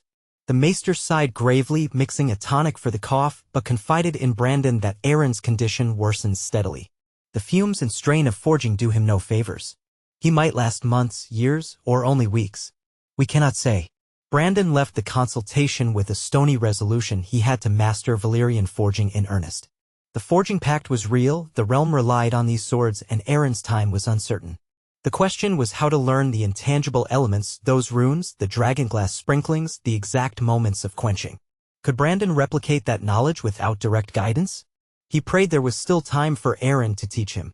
Another letter arrived from the crown soon after, politely requesting the second sword be started. The king had apparently chosen House Lannister as the next recipient, albeit with some drama among other houses. Brandon could practically hear the grumbling of the Tyrells, who might not want the Lannisters to gain a blade so soon. But that was the crown's decision. Brandon showed the letter to Cregan. The Lord of Winterfell sighed. We have to honor it, or we risk the pact. Brandon found Aaron in the forge, resting on a stool, eyes distant. He gently told him they needed to begin the second sword. The blacksmith's gaze flickered with exhaustion, but he nodded. Fine. Let's gather what we need. He coughed, wiping flecks of red from his lips when he thought Brandon wasn't looking. Thus began another grueling forging, even though Aaron barely had the strength. Brandon played a far larger role this time. Under Aaron's instructions, he handled more of the hammering, the folding, the intricacies of heat control. Aaron provided guidance, stepping in only at critical junctures. Despite the old man's frailty, the forging progressed, the sword's shape emerging day by day. Brandon's muscles screamed, his mind reeled from the complexity of timing. But he refused to falter. He remembered the oath he'd made to keep forging alive. Halfway through, Aaron collapsed from a coughing fit. Brandon rushed him to a bench, propping him up. The blacksmith gestured weakly toward the anvil. Keep hammering, fold it thrice more, your angle must be precise. Brandon's heart pounded. But you, do it. Aaron rasped, eyes fierce. Gritting his teeth, Brandon returned to the anvil, raising the hammer. He folded the glowing metal, aligning it carefully. Sparks danced in the dim light. Each strike reverberated through his bones. He could barely breathe for fear of messing up. Aaron murmured instructions between bouts of coughing, guiding him through the steps. At last, Brandon quenched the steel in a partial stage, then laid it aside, panting. They repeated this process for days, forging in increments. Brandon carried out the physical labor while Aaron provided corrections. Slowly, painfully, a new longsword took shape. Brandon lost track of how many times he hammered, how many times he rechecked the temperature. Each evening he collapsed into bed, arms trembling, only to rise at dawn and repeat it. When they approached the final quench, Aaron insisted on standing. Brandon tried to protest, but the blacksmith's eyes blazed with stubborn pride. I must witness it fully. You hammered, so be it. But let me see it done. The metal glowed white-hot in the forge. Brandon gripped it with tongs, sweat pouring down his face. Aaron placed a trembling hand over Brandon's on the tongs, guiding them. Together, they lowered the blade into the quenching trough. Steam hissed, filling the forge with a roar. Brandon felt a strange tingling, as if the steel carried an electric charge. Aaron murmured words in that half-forgotten tongue. Brandon mouthed them silently, unsure of their meaning. Then the sword emerged, dark ripples dancing across its length. A hush fell. Brandon gently set the sword on the anvil, letting the water drip away. Aaron braced himself against the anvil, coughing violently. Brandon feared he might collapse. But the blacksmith's eyes shone with triumph. You did it, Aaron whispered through the coughs. You forged Valyrian steel, in part. I only guided you. Brandon's heart pounded in awe and relief. He examined the blade. Its swirling pattern was mesmerizing, a testament to their shared effort. We did it, he repeated, voice hoarse. Then he helped Aaron to a seat, calling for water. Cregan, upon seeing the completed sword, was equally amazed. If we must produce 3 a year, Brandon, you and Aaron together might manage it. Though I hate to see him strain himself like this. Maester Roderick insisted Aaron rest for a full week. Meanwhile, the finishing touches, polishing, cross-guard fitting, were done by skilled assistants under Brandon's watchful eye. The resulting sword, promised to House Lannister, was a masterpiece. The swirl of shadows in the blade had a faint golden undertone, as if mocking the Lannisters' thirst for gold. Brandon privately thought the name might reflect that. But it wasn't his place to name it. House Lannister would do that. Soon enough, a letter came from the crown.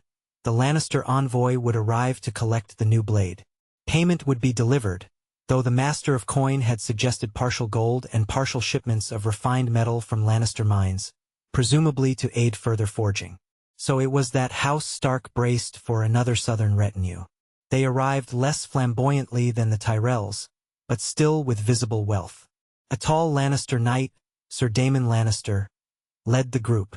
He had a proud bearing, a thick mane of golden hair, and a cloak embroidered with lions. At Winterfell's great hall, Brandon presented the new sword. Sir Daemon's eyes gleamed with near-religious awe as he held it, testing the edge. "Magnificent," he breathed. "A blade worthy of the rock." He declared it would be named Lion's Roar, in homage to their lost sword Bright Roar. The exchange of gifts followed, though the Lannisters seemed more practical than the Tyrells. Less silk and wine, more gold and metal ingots. Still, the forging fees were substantial, enough to bolster House Stark's coffers. Brandon suspected the crown's share would keep the king satisfied, at least for a while. The Lannister party departed with their prize, some of them eyeing Brandon curiously, as if suspecting he'd played a larger role than he admitted. Indeed, Brandon realized word would soon spread that a young Stark had begun forging as well. With 2 swords delivered in a single year, House Stark was on pace to fulfill the forging pact's demand of 3 per year, if Aaron's health held. They had a few months left before the next request was due, presumably for some other major house. For now, Winterfell breathed a small sigh of relief. The realm's lords had their tokens. The crown's pact stood unbroken, and no immediate conflict loomed. Even so, Brandon knew the forging was just beginning. As long as men craved Valyrian steel, they would come calling. Summer's warm months in the north were fleeting, but they brought a welcome respite. Snow receded around Winterfell, revealing new grass. Farmers scrambled to grow as much as possible before the next freeze. Brandon spent many evenings walking the battlements, feeling the mild air on his skin. He told himself they had done well. Forging was stable, the realm calm, the north secure. Yet he couldn't shake the sense of a storm gathering on the horizon. The forging's power was too great, too coveted. Sooner or later, the realm might shift again. One late afternoon, as he stood on the ramparts gazing at the pale sun, a voice behind him said, "I hear you hammered the second sword yourself." He turned to see Uncle Cregan approach, a half-smile on his face. "Word travels fast, nephew. Our men talk, the Lannisters likely talk. They say Brandon Stark is the North's new forge master." Brandon looked down at the courtyard. "I only did part of it. Aaron guided me every step." Cregan placed a hand on Brandon's shoulder. "You're too modest. Truth is, we'll need you forging soon. Aaron's cough is no better. I fear he can't sustain this pace for years to come." Brandon swallowed. "I'll do my best. But what if we reach a point where I must forge alone? Can I replicate Aaron's knowledge fully?" Cregan's gaze was kind but earnest. "We'll help you learn every detail. We'll gather Aaron's notes, record his methods. We'll guard them with our lives. The forging must endure. We can't let House Stark's advantage fade." Brandon nodded slowly. He looked out over the distant fields. "No matter the cost, we keep forging," he murmured. He remembered Bolton's last words, warning that forging would drown the North in blood. So far, they had avoided open warfare, forging blades for other houses under the crown's watch. Yet a quiet part of him wondered, what if the day came when so many new Valyrian blades glimmered across Westeros that the realm itself teetered on the brink of catastrophic war? Would the forging preserve peace or ignite new conflicts? He stood in silence beside Cregan as the sun dipped low, painting the sky with streaks of orange and crimson. For now, the north was secure. Winterfell's anvil rang with renewed purpose, forging swords that shaped the realm's fate. House Stark stood at the heart of this transformation, forging not just steel but a fragile piece, one hammered from the fires of necessity, tempered by the will to protect rather than conquer. The hammer would continue to fall, the world would watch each spark with anticipation or dread. And Brandon Stark, newly anointed heir to the forging's legacy, felt both pride and fear weighing on his soul. This was the road they had chosen. With each blade, each swirl of dark steel, House Stark reaffirmed its vow to guard the North and keep the forging's power from devouring them all. Let the storms rage beyond the walls. Let men envy and scheme. The anvil's song would endure, cold, relentless, and ever forging the destiny of the North.